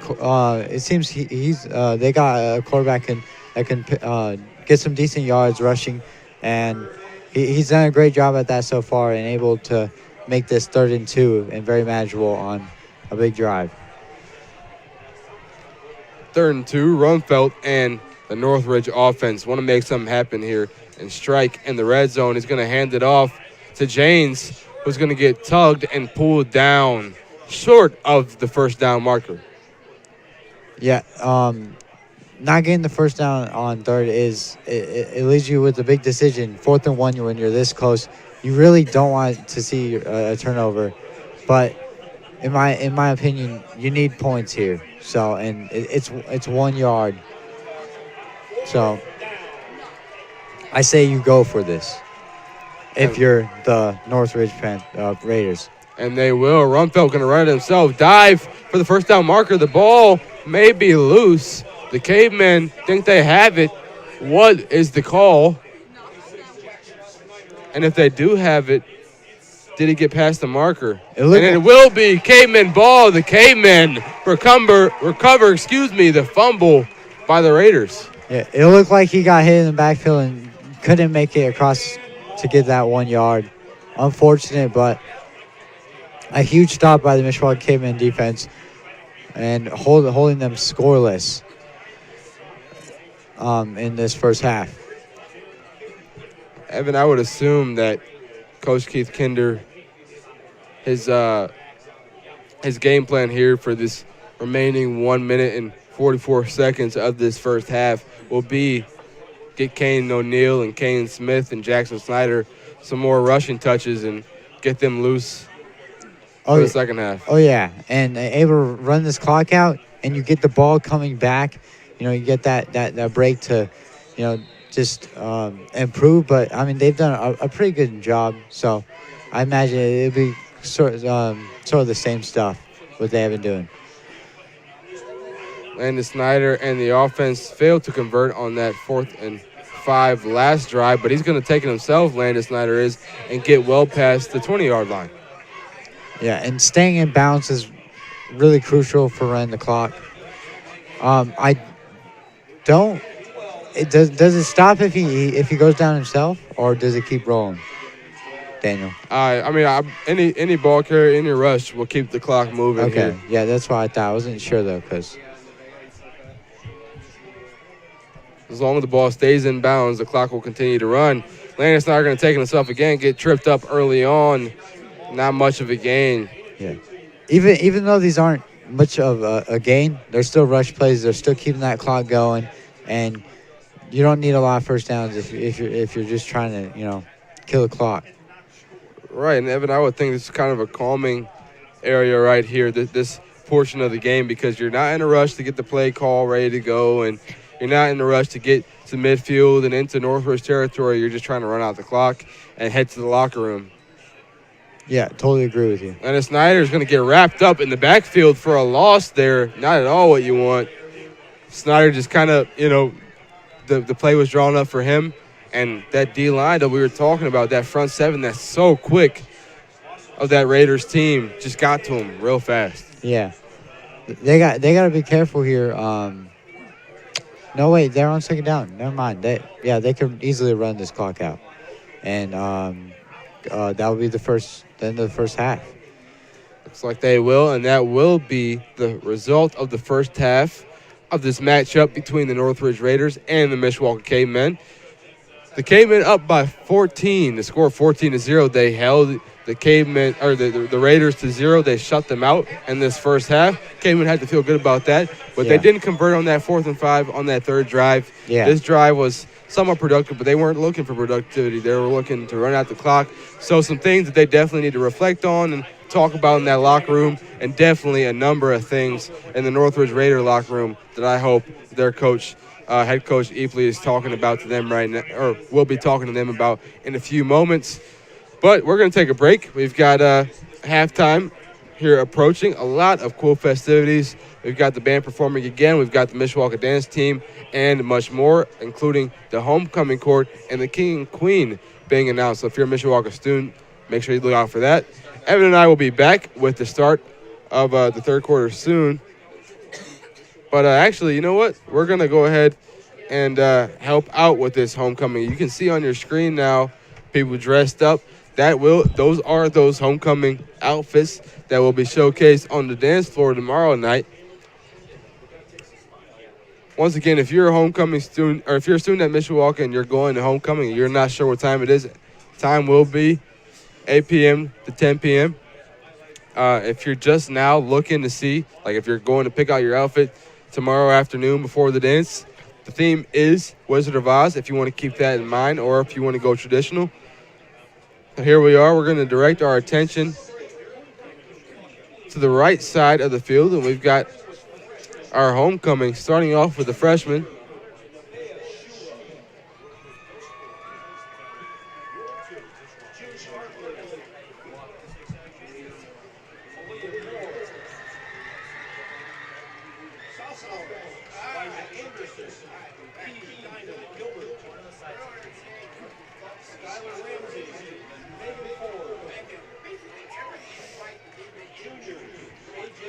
Got our sophomores and juniors passing by.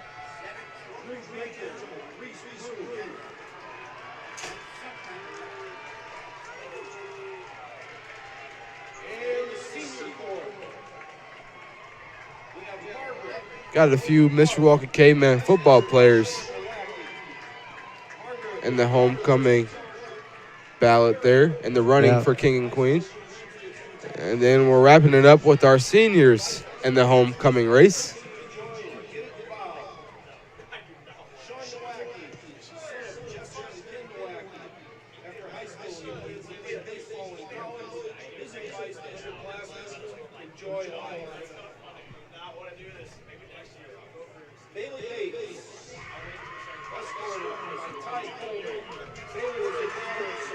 One thing I think that's really cool, Evan, is much like senior night, the students that walk through, they name their names, obviously, but also where they plan to go to school if they're a junior or a senior, and what they plan to do as well.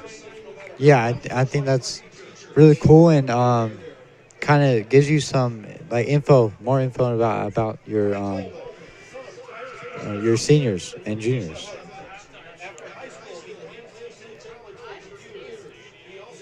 So we've got our few final senior students in the homecoming race. Giving the shout out right now, the PA announcer is to Ty Coleman, a senior student here at Mishawaka in the running. After high school, she wants to study business in college. Advice to underclassmen to join cross country. Leo, son of Michelle and Brian Thomas. After high school, he wanted to join cross country and track in college. Liam's advice to underclassmen do not be afraid to take opportunities given to you in high school. Say yes to everything you can. Yeah, I also think it's cool how they give advice and, you know, maybe influencing some of those younger freshmen and sophomores. A very cool thing. Seniors, you know, they've been through high school for 4 years now, you know, or I guess up to right now, 4 falls in high school. And they know quite a bit about the Mishawaka experience. So I also agree that's a great thing that they're giving advice to underclassmen and juniors. Because, I mean, high school, it flies by. I mean, I can't believe I'm already a junior, and it really just flies by, and you got to enjoy it. Completely agree. And that is going to wrap it up for the homecoming candidates here at Mishawaka. We're going to turn our attention to the Mishawaka band. And I think we're going to leave it to them to do their performance. And we're going to take a quick break. And we'll be back with the start of the third quarter shortly. Still got to mention the crowning of the homecoming king and queen. I apologize. Got to make sure the schedule is locked in my brain. I know what we're doing. I am getting the steps here second by second. And Margaret Copens-Clark and Sean Owaki are going to win king and queen. The prince and princess winners of prom last year now win homecoming king and queen. Congratulations to 2 athletes, Margaret Copens-Clark, a volleyball varsity starter, and Sean Owaki, a baseball player. Jason Evans also. Jason Evans and Margaret Copens-Clark win king and queen. I apologize. Sean Owaki and Margaret Copens-Clark, the couple paired here for homecoming. I assumed that they were winning, but it's going to be Jason Evans instead, a band member, Mishawaka band member, and Margaret Copens-Clark, Mishawaka varsity volleyball player. So congratulations to Jason Evans and Margaret Copens-Clark, your homecoming king and queen here at MHS.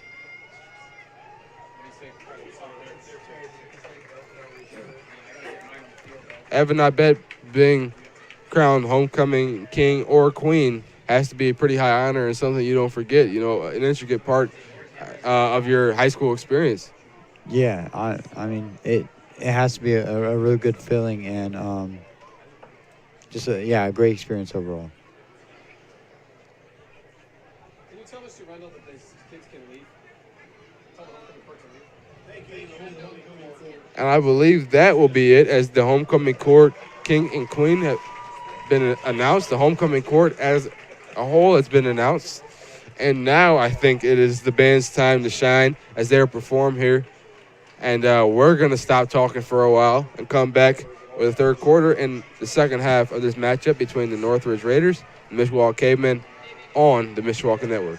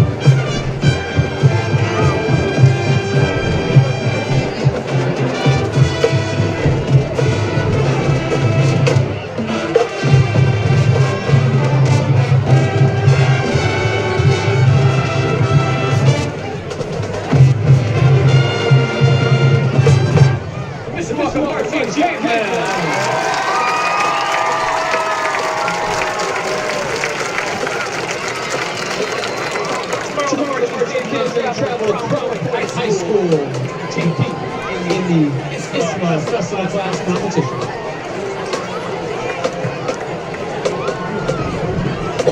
For part two of your halftime entertainment, please help us welcome the Mishawaka and Northridge dance team.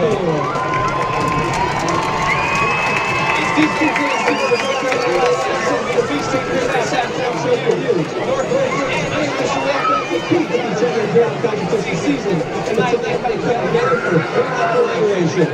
The Mishawaka dance team is under the direction of Sarah Key, assisted by Lily Schnapp. Northridge dance team is under the direction of Casey Northridge.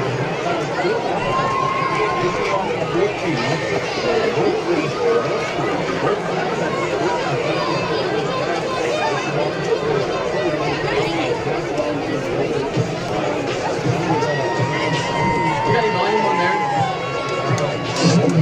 Thank you. I can't do anything better than you.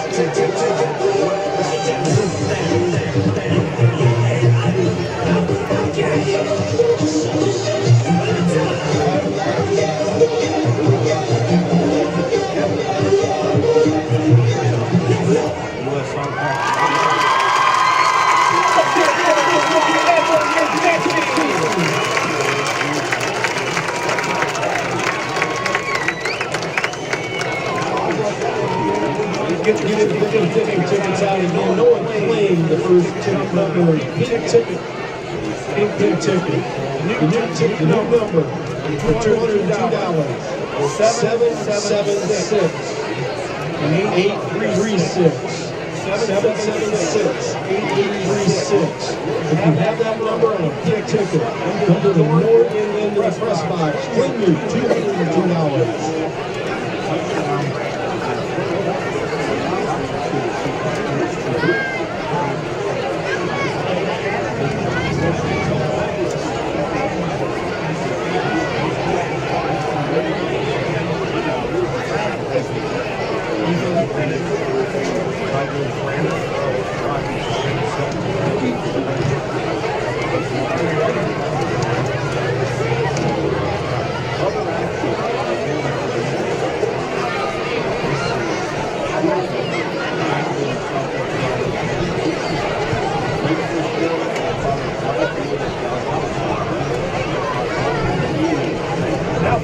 It's time for a spin of the game.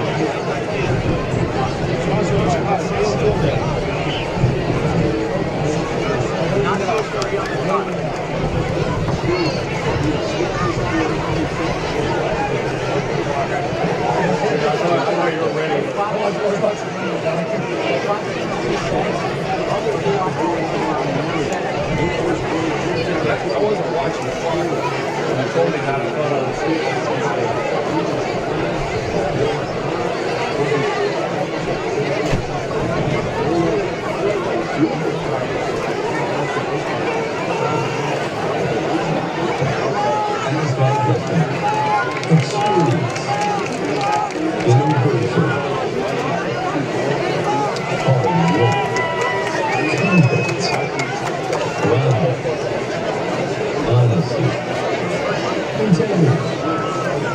Determined, committed to achieve excellence. Excellence. I live from 1963, my father Burns and then working in Italian automotive service industry. After many years of hard work and dedication, he and my mother Diane, colleagues that inspired in 1978.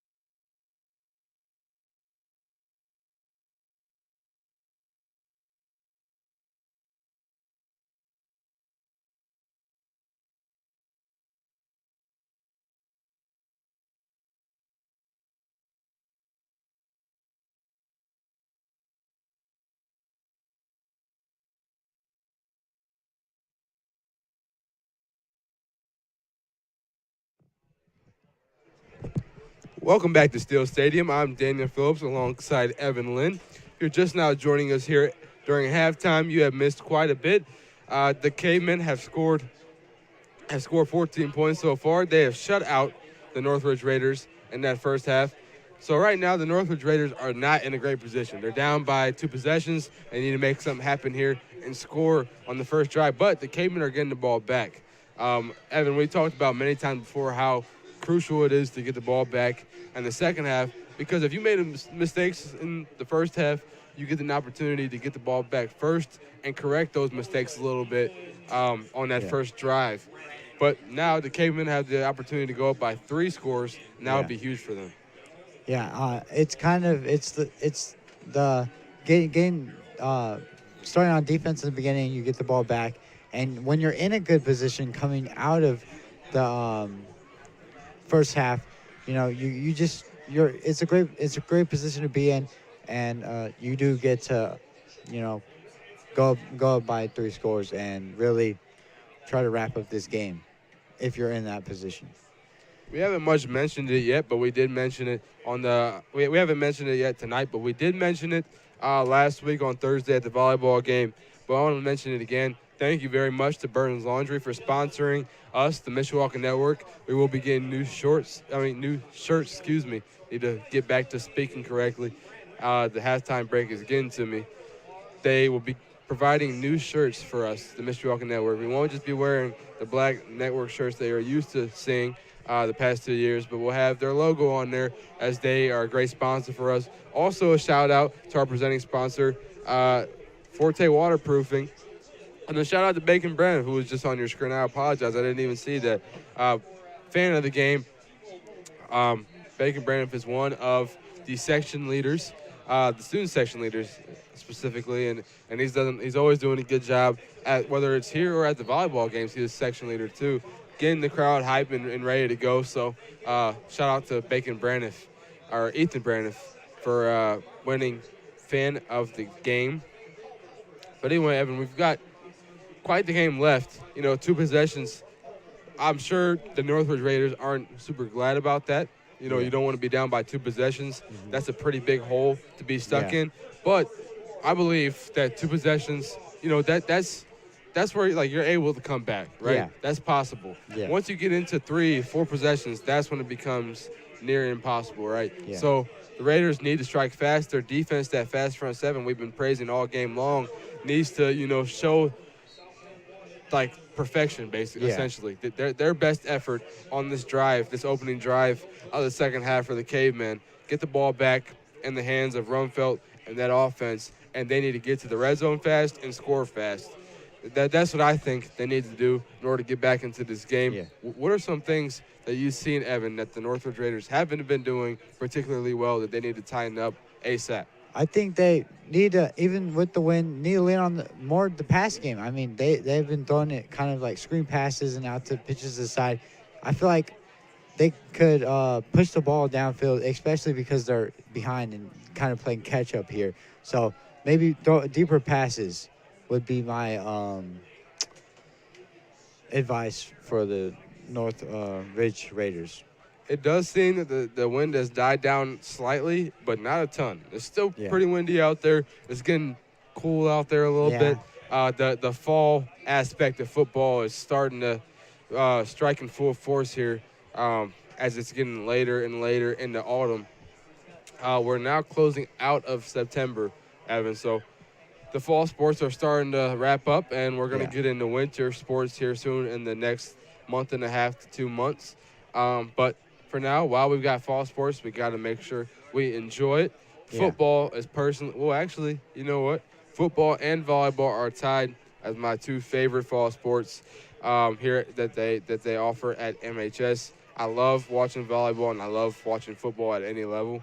So yeah, a lot to look forward to in the duration of the calendar year, really. Yeah. I want to mention that the last volleyball game that we played last week on Thursday was one of the most insane games I've ever witnessed. Yeah. They had a reverse sweep where they were down 2. The last game of the set, it looked like, and then they came back. it was really good. So yeah, I agree with you, Daniel. Volleyball and football are definitely up there for fall sports. It was a 5-set thriller between the Cavemen and the Panthers. Northwood came to town and faced off against the Cavemen in the Cave, and they were up 2-0, 2-0, and then the Cavemen stormed back and beat them in 5 sets. As you said, one of the best games either of us have seen. Yeah. As far as volleyball, it was a pleasure to call that one with Cam Stokes. And it was a fun game just to watch as a fan.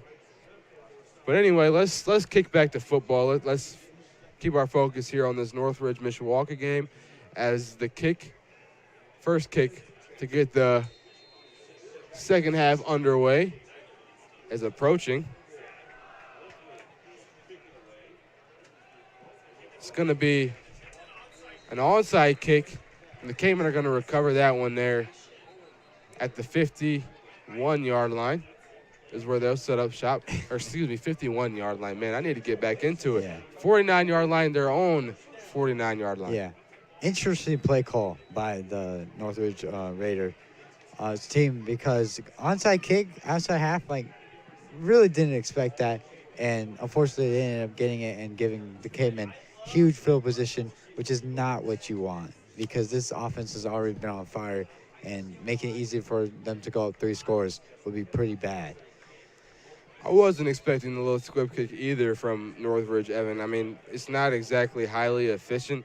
And like you said, putting them in a position like this where they're 1 yard shy of being in your territory, that's not really the greatest choice there, I think. Handoff to Caden O'Neill, who's going to storm forward for a little over 5 all the way to the Northridge 45-yard line.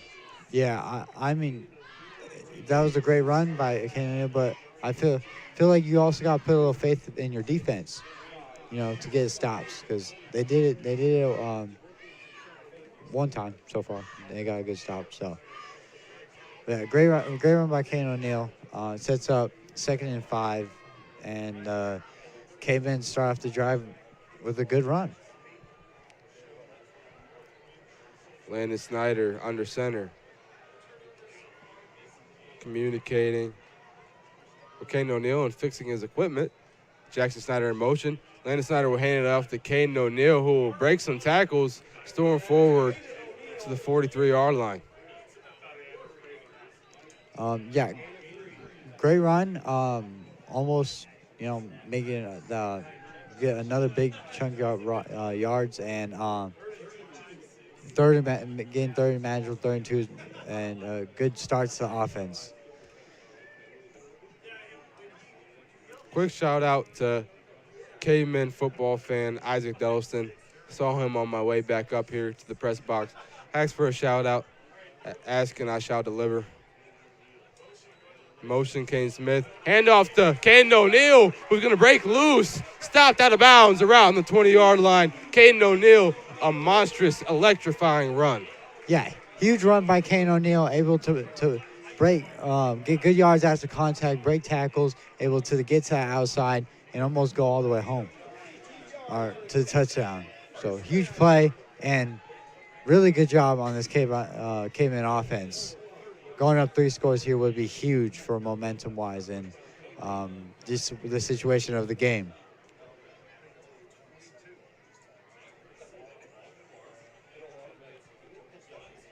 Landon Snyder and the Caveman offense in pistol formation. Snyder's going to hand it off to Caden O'Neill again after that big run. He's going to get stuffed up this time around the the 17-yard line. Yeah, decent run on first down, picking up 6 yards, I believe. And Cavemen are doing a phenomenal job so far on offense. Sorry that it's 4 yards, but this momentum is carried. They've done great on offense, and if this keeps up, they're going to leave no opportunity for Northridge to come back in this football game. Landon Snyder is going to keep it himself and is going to get tackled in the backfield by number 1 of the Northridge Raiders. That's going to be, I'm sorry, I'm not able to find that player there on my roster either. but a great play for the loss by the defensive lineman of Northridge. Yeah, huge play on defense. Exactly what they need. Forcing a 3rd and 8 to try to slow this Caveman offense down. You know. Toss to Jackson Snyder to the outside. He's got no one there. It's the safety's job to beat him, and he will push him out of bounds at the 5-yard line. Yeah. Apparently, this Caveman offense just can't get slowed down. You know, big explosive plays. He got the pitch to Jackson Snyder, able to get outside and to get inside the 10 to the 5-yard line is huge. And this Caveman offense is doing a phenomenal job so far. They want to keep it going, Evan. They're very, very close to that end zone. Yeah. Like you said, 2 scores is manageable to come back, but 3 and 4 is not so easy to do. It's very hard to come back from that. Starts to become a stretch at that point. Landon Snyder's going to take it himself, charge forward for a few yards. He's going to be stopped at the 3. Yeah, inching towards that end zone. There's a lot you could do in the goal line. You could pitch it, you can go. It's just decisions, and with the way this Caveman offense works, it's very hard to really know who has the ball. So they should have a good eye. This offense should be good in the goal, in 1st and goal. Flag on the play. Looks like offsides called on the Raiders there. Complete opposite of what you want to do when your opponent is on your 2-yard line. Yeah. Looking to score there, not at all what they want. The Cavemen are now going to set up shop on the 1-yard line. Just 1 yard shy of making this a 3-score game. Yeah, I mean, if you're Northridge, you got to run commit, I feel, because you know it's coming, and there's not a lot you could do about it. Kane O'Neill, the run is there, not even taken down. Charges in the end zone with force. Caveman touchdown. Score 20-0. Yeah, huge run by Kane O'Neill, but I mean, he with how physical he is and with how good he is at pushing the pile, it would have been a real challenge for that defense to keep him out of the end zone.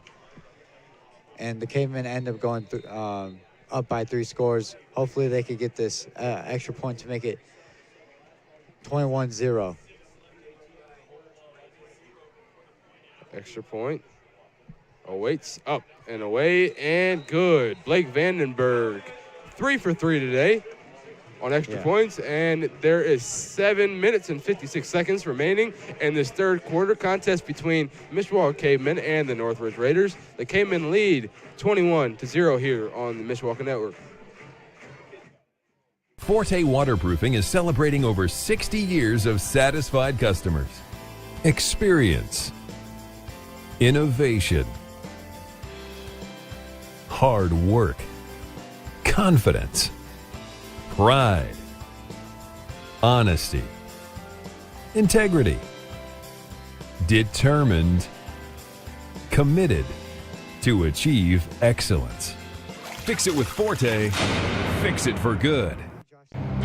Some see a student athlete working hard in the weight room. We see a future leader learning there are no shortcuts to success. Some see a start to a swim meet. We see the starting blocks for life. Proud to keep education in front of athletics since 1903. Welcome back, viewers. We're on kickoff, and Northridge Raiders are getting the ball. Kickoff up and away. Hochstetler back there to receive. Thought about it. He's going to go after it anyway. He's going to get some space. He's got to make Drew Ginner miss, and he does. Gets a block. Tackled by Brady Newsom, but there's a flag. Multiple flags on the field. What is the play? What is the violation call? Excuse me. Not a bad return by Hochstetler, but there is a violation here. The ball will be placed where looks like where the receiver caught it. It's going to be called on the receiving team. Maybe a block in the back, looks like. So they will have a conversation there. The ball will be placed at the 22. Perhaps maybe the ball will be moved back. It is unfortunate for that. And it will be. The ball will be moved back probably about 10 yards on the block in the back call. Yeah. Unfortunate for the receiving team, and but number 7, he has been had a great game so far for that offense, and he's made a real impact. But unfortunately, it gets called back. Rumfeld and the offense of the Raiders and pistol formation. He's going to hand it off to Sherwood, who's going to get wrapped up immediately by that caveman D-line and stuffed back for a loss of 2. Yeah, huge job by the defense. I mean, they made him right at the line of scrimmage, and he had no opportunity. And it looks like they lost a yard. Yeah, look, scratch the no loss of 2, loss of 1. 2nd and 11. They'll set up there at the 8-yard line. Rumfeld steps back to pass in the caveman end zone, looking for somebody, anybody, over the middle, almost intercepted by Brady Newsom. He had it in his hands, just let it fall. Nearly a turnover, another turnover forced by the cavemen. Yeah, not the greatest read. It looks like he was scrambling to look for a wide receiver and threw it into double coverage, and it looked like he was forcing it, and you can't do that. Forcing a ball into coverage is something that you commonly see with a young quarterback. Rumfeld being a sophomore, but still, as you said, throwing it into double coverage is just interception city. Not at all what you want. Should have just ran for it. Rumfeld going to step back to pass again. The pocket collapsed, and he is sacked back down at the 5-yard line. Yeah. Caveman did a great job of giving him no time for his wide receiver routes to develop, and they get him to get a sack, and that is huge because a 3rd and 13, and they're backed up into their own end zone. It's not easy to get out of this situation. Isaiah Butte, the senior, the sack is awarded to him there. The punt is up and away. A short punt. Yeah. Barely 30 yards there. It's going to be spotted still in Northridge territory at the 36-yard line. Scratched at the 37. And the caveman will set up shop at the 30. Okay, now it looks like the officials are going to decide that it was marked at the 36-yard line. So that's where the caveman will set up shop there, 1st and 10. Yeah. The offense looking to strike again and score on back-to-back drives. Make this a 4-possession game. Yeah, at this point when you're going up 4 possessions and like you're honestly probably running out the clock trying to wrap up this game. I mean, 21-0, getting another score here. It's a really big one-sided game at this point. Kane O'Neill wrapped up just short of the 30-yard line there at the 31. Yeah. Evan, I know you said that the game plan should be, run out the clock, but there is still a lot of football left to play. Yeah. Roughly 18 minutes. So I imagine they're going to try to score a couple more times, but still focus on getting O'Neill and Smith some touches there at the running back position. Yeah. Maybe even put in some younger guys, as we talked about last time. They got the opportunity to do that against Goshen. Coach Kinder talked about how happy the coaching staff was to be able to do that. Kane O'Neill, no, actually, Landon Snyder there, the ball carrier just short of the 20-yard line, is going to get the first down and more. Yeah, he is. Lance Snyder's really good in that whole offense of faking those runs up the middle, and he's able to go on the opposite side and pick up a big lead, get the first down. I think, Evan, now, just based on these 3 games solely that we've called together, you can put together at least a 30-minute mixtape of me saying, oh, so-and-so has the ball. Oh, wait, no, it's a fake. And This time, looks like I do know who had the ball. That's going to be Caden O'Neal, tackled. No gain there on that play. But yeah, the amount of times that triple option has messed me up. Maybe maybe that should be one of our editing projects in Ms. Randall's class. Put together a mixtape of how many times I've gotten the ball carrier names wrong, thinking it was somebody else. Yeah, that triple option that scheme is really, really effective. And it's led to a lot of success for the Cavemen. 2nd and 10 will be the Cavemen's down distance here. 23-yard line. The pitch to Caden Smith. Caden Smith got some room, going to charge forward. Maybe the first down, just short. He's going to get just shy of the 15-yard line. Big gain on a crucial 2nd and 10 to extend this drive. And those pitches are really, really effective for the Cavemen. Able to get to the outside and, you know, it's just beating the defenders to the outside and able to outrun them. There's some speedy guys on this team. And it's really effective, and it's 3rd and 3, 3rd and short. Very manageable. Landon Snyder, the surprisingly poised sophomore quarterback, going to be stopped by the flag. It's going to be a false start on the Cavemen. Not at all what you want. Being 3rd and 3, you know, 3rd and short, you got an opportunity to, you know, probably most likely get that first down. Now you're stepping back to 3rd and 8. Not a good position, Evan. Yeah. Definitely not, but you got to just make sure to go forward and go back to what works. Try to extend this drive. Motion, Kane Smith. Snyder's going to step back to pass. Jump pass. Caught. And that's a score. Touchdown. Cavemen. The Mishawaka Cavemen strike fast there on the touchdown. Believe that was Carson Francis, number 28. That was Carson Francis on the touchdown grab. Jump pass. Landon Snyder. Carson Francis, huge snag there. Drives into the end zone. What a play. Yeah, real surprising going for a pass there. And it ended up paying off. I mean, it was a great jump ball catch and a great play by the wide receiver. And Lance Snyder was able to deliver that. Extra point, too low, no good. Blake Vandenberg's first missed extra point in quite some time, Evan. But nonetheless, the Cavemen will be up by 27 points, which is still 4 possessions. So with that, we're going to take a break. Their current score, 27-0, 3 minutes, 41 seconds remaining in this third quarter. We'll be back with the result.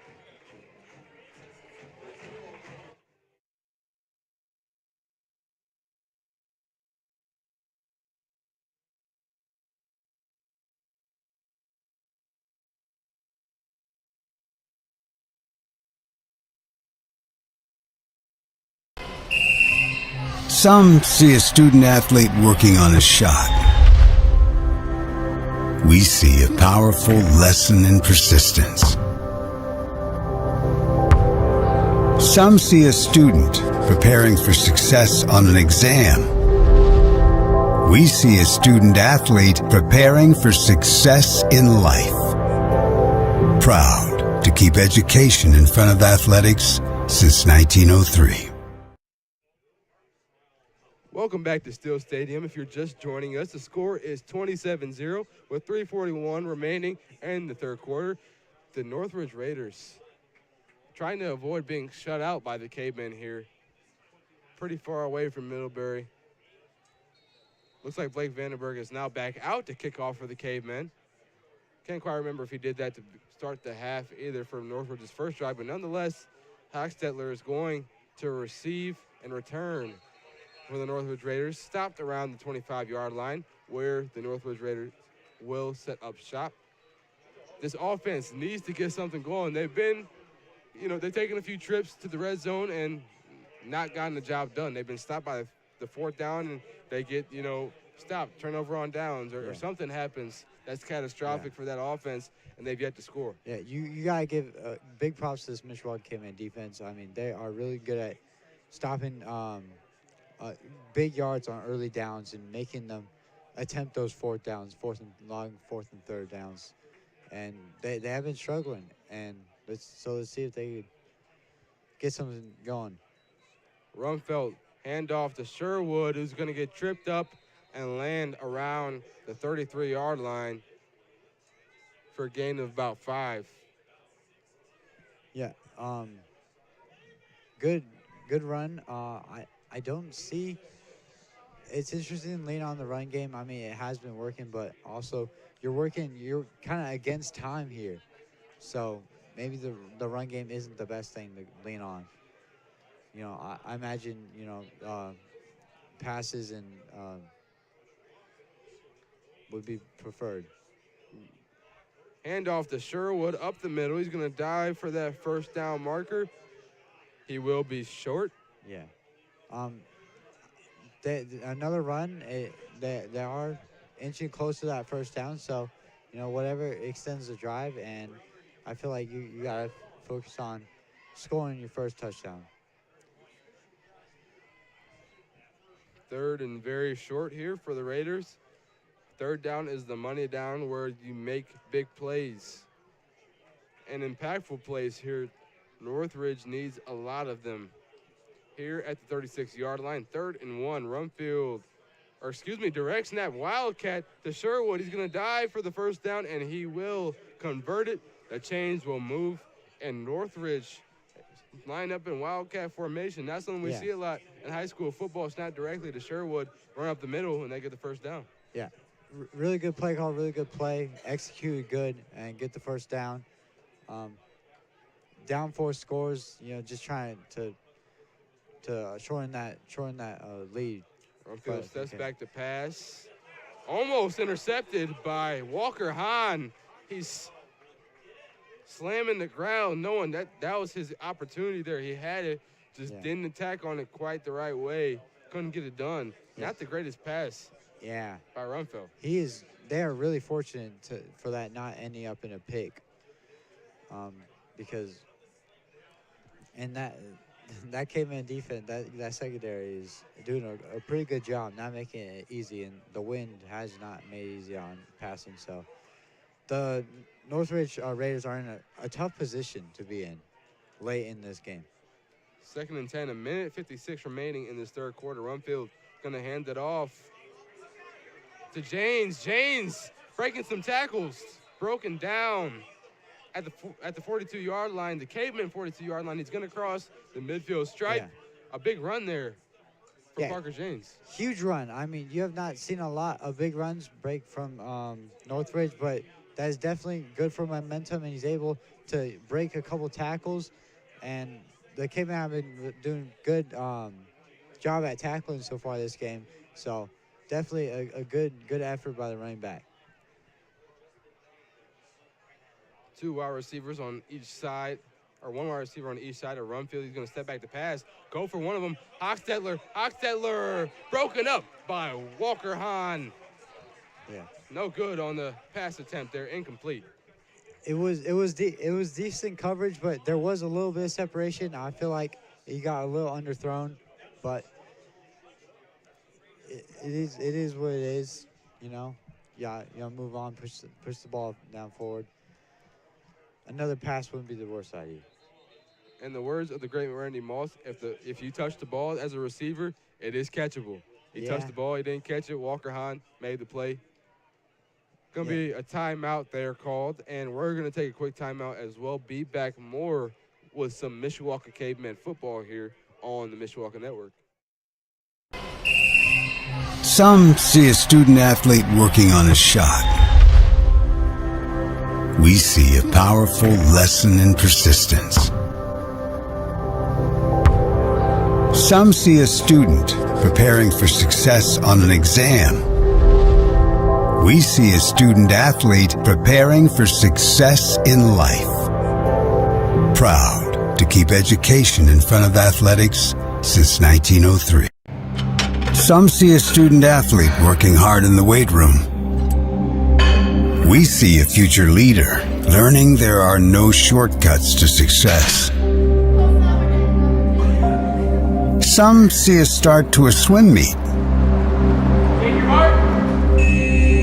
We see the starting blocks for life. proud to keep education in front of athletics since 1903.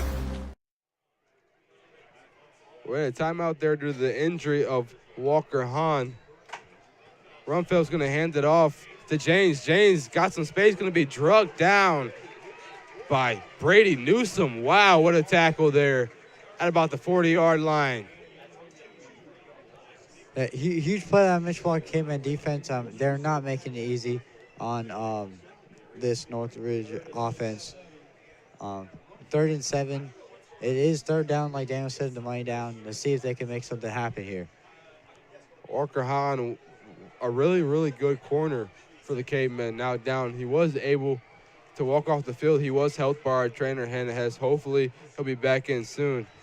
Rumfeld going to roll out to his right. The pass fires to Hochstetler. Hochstetler wrapped up by Camden Putz, short of the 35-yard line. But there is a flag on the play. Looks like unnecessary roughness, perhaps, there. And that will be most likely against the Cavemen, depending on whether we get this call here to where it's confirmed. But that is my guess. Yeah. The officials having a conversation now. Yeah. Looking over the call. And Northridge Raiders, they need this call to go their way because they did not get that 1st down, and it would force a 4th down. See what direction the officials decide to place the ball, which way they're going to walk with it. They're going to place it. They're going to place it right where it was. I'm not completely sure what the call was. I wasn't able to catch the call motion there, the violation motion. I think they did get moved back. Looks like maybe they waved the flag and say scratch the violation. Was it an incompletion? No, it was a completion by Hochstetler. That one's going to be an incompletion. Rumfeld on the pass there, 3rd and 7, just kind of threw it towards the ground, not catchable for that receiver. Yeah. 4th and 7 now for the Raiders. Yeah, I say if you're the Raiders, you got to go for this. I mean, looks like it was a penalty there on both sides of the ball there. So the penalties, offset each other. Therefore, the ball was placed the original spot. Does that mean they redid the 3rd down? Because that wasn't. No. I don't think so. 4th and 7. They're going to go for it again. James in motion. Rolls out to his right. And tackled back in the backfield, Xavier Juarez. Yeah. I mean, coming right from his blind side. Hit him. I don't think he's seen him coming. I don't think he did either. That pass rush came lightning quick. Xavier Juarez is going to get home there for the sack. Ball's going to be placed at the 50-yard line, and the Cayman will take over on yet another turnover on downs. Cayman up by 27. Going into this 4th quarter is probably preferable to run out this clock or put some younger guys in if they're feeling comfortable with this lead. Completely agree.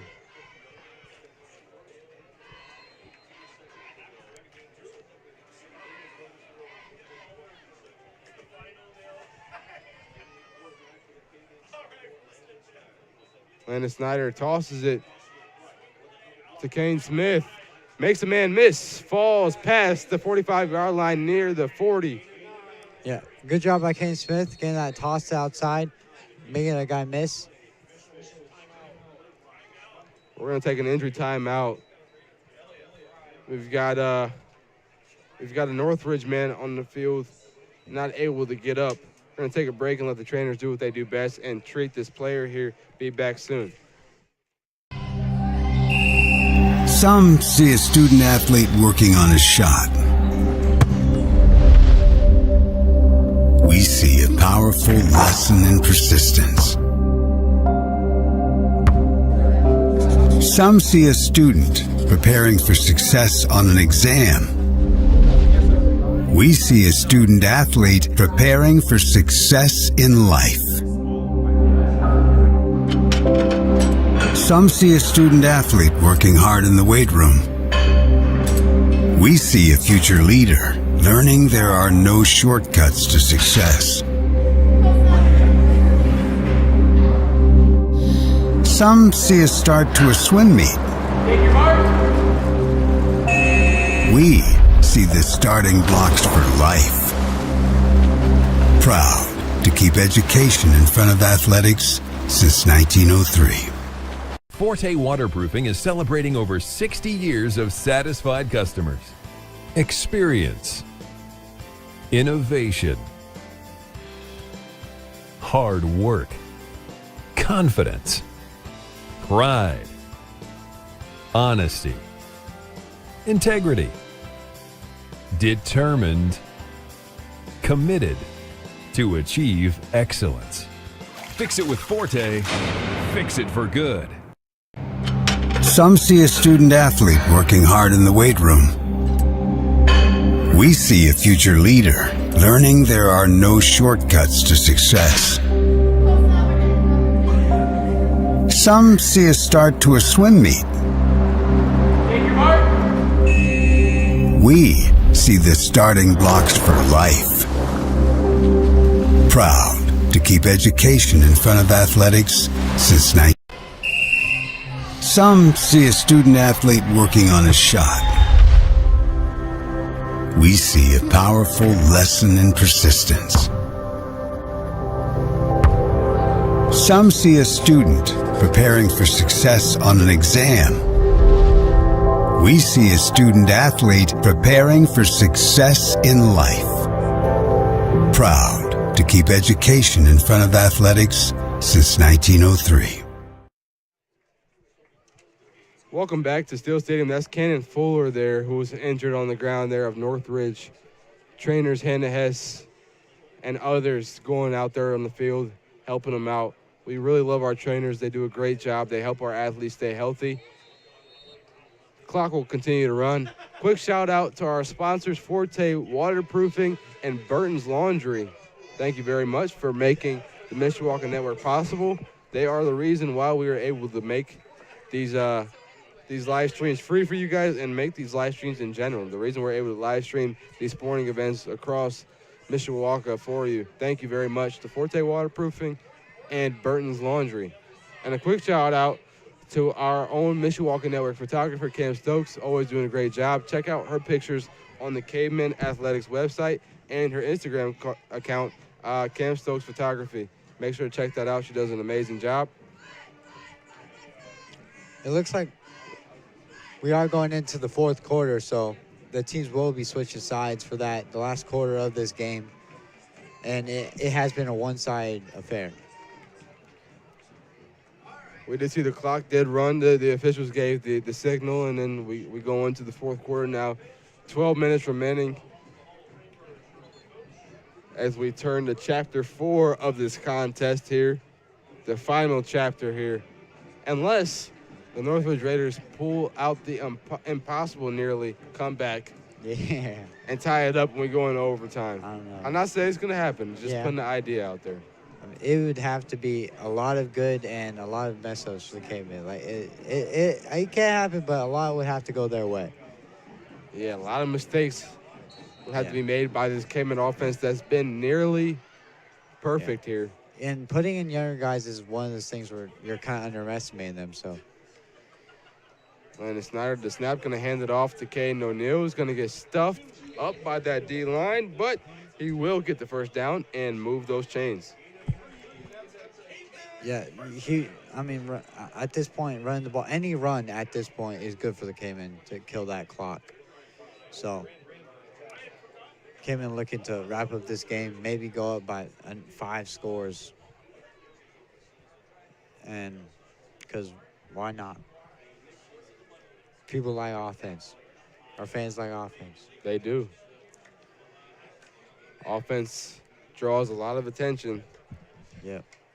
Landon Snyder, motion, Carson Francis, and it's going to be a dive there.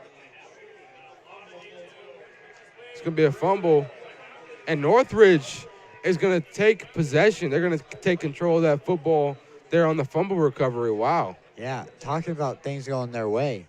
This is huge. Maybe we just spoke that into existence. Maybe we see a comeback happen. Overtime thriller here. Fourth quarter comeback. Being down by 27, scoreless, that would be quite the story. Yeah, it would. Rumfeld's going to try to make that story come true. Lined up in the shotgun right now. Rumfeld going to take the snap, hands it off. So it looked like Sherwood there, but maybe it was James. Yeah, that backfield. Scratch that will be Parker James there on the run. He got the handoff off, and it was just swallowed up with defenders. I mean, no way to go as far as forward. So great job by the defense. A loss of 3 there.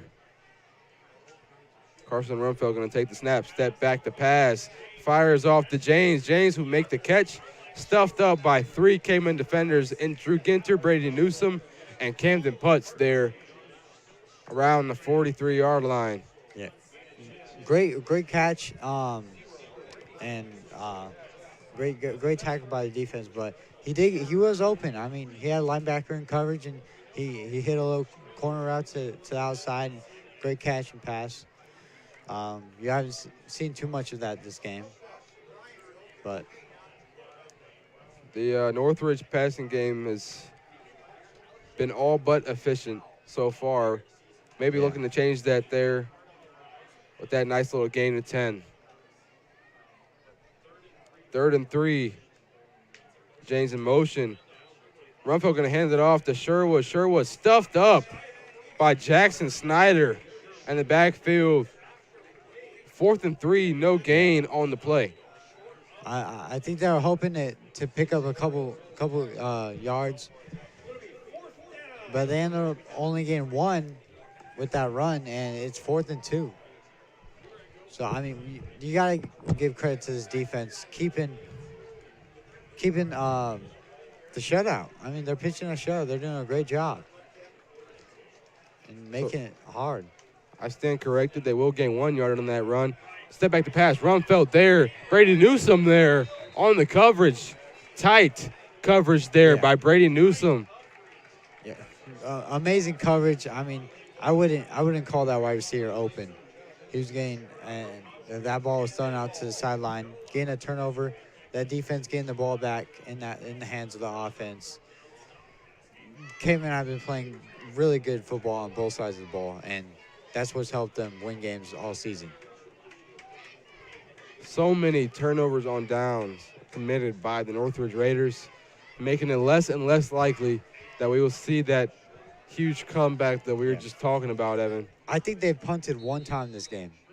Out of 4 or 5 fourth downs? Yep, quite a few 4th downs, only 1 punt. Maybe 2 punts, actually. Caden O'Neill going to dive forward past the 40-yard line.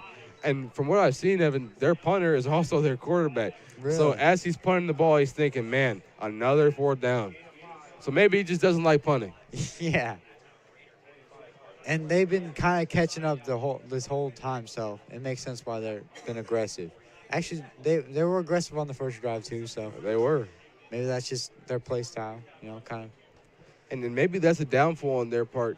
I mean, like a mistake on their part, rather, because they keep putting the Cavemen in these good field positions, and they're taking advantage of it. Yeah, 100% agree. And it's Snyder under center. We've got a whistle, a flag, false start, Cavemen. The offensive lineman, you cannot move. You cannot line up the wrong way. There are so many little nitpicky things that the officials are looking at when it comes to offensive linemen. Yeah, definitely not good, but late in this 4th quarter, it's not the biggest deal, but definitely you want to have a clean game and avoid as many penalties as you can. Illegal procedure, false start. You can't line up weird. You can't jump. Hand off to Caden O'Neill in the inside, wrapped up after a gain of 2. Yeah.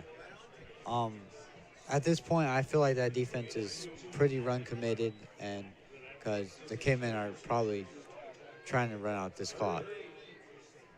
But good run. 3rd and 8. Yeah, due to that flag, I think they got pushed back, right? They did get pushed back by 5 due to the illegal procedure call. 3rd and 8 on the 42-yard line, the Northridge 42-yard line, closing in on 7 minutes and 20 seconds remaining in this ball game. Landon Snyder takes the snap, gonna roll out to his right to pass. It's off, almost interception, and it will be intercepted. Wow, Northridge Raiders shoot a bolt of electricity into their whole football team there, forcing the turnover.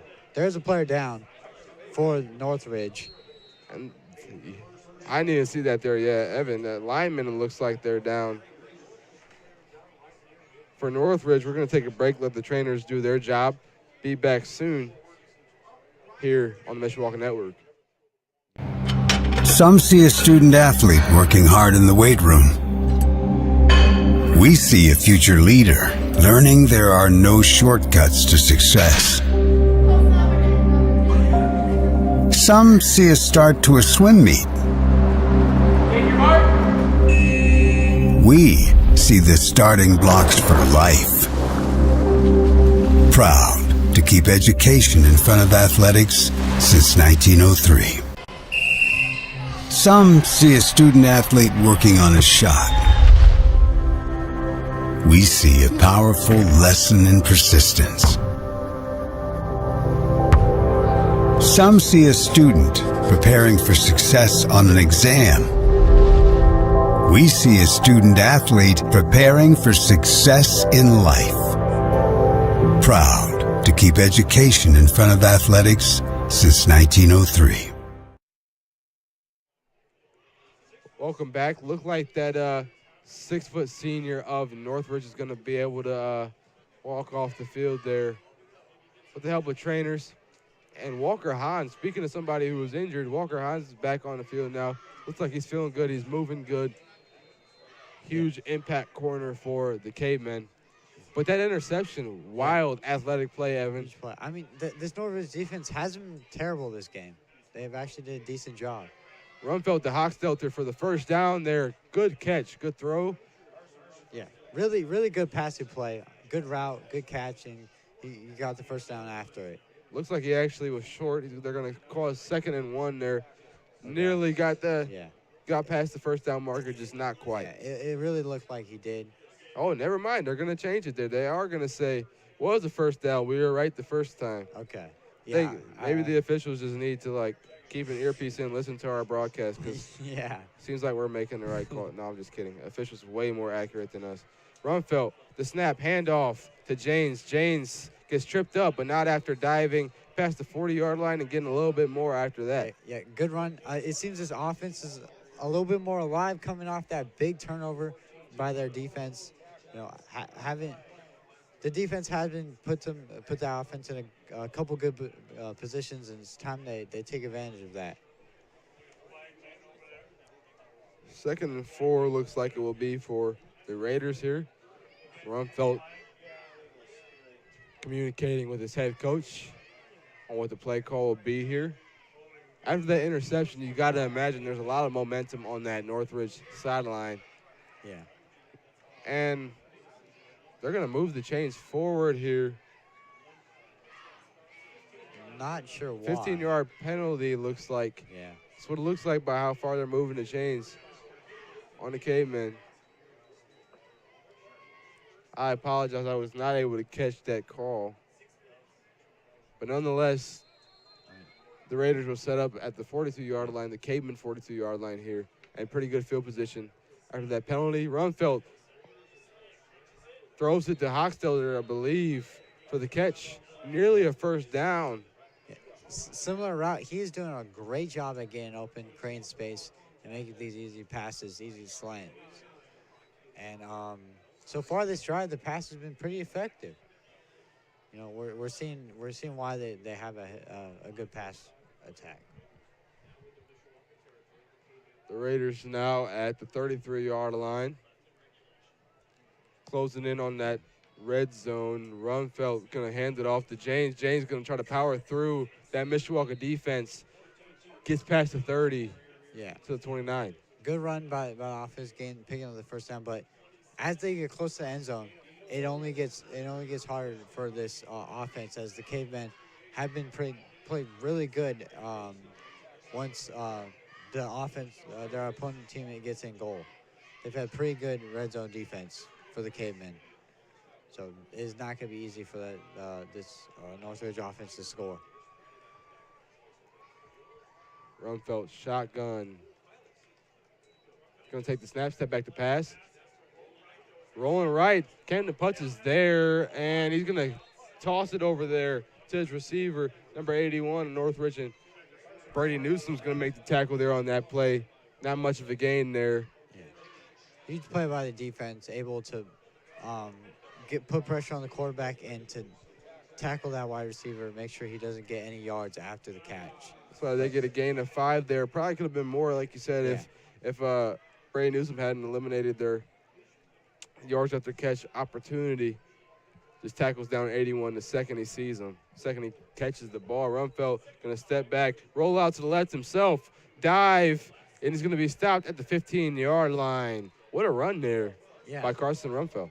Good job him using his legs, able to use that speed and physicality, and able to push the ball forward, pick up the first down, and they're having a pretty good drive. Gain of 9 for the first down.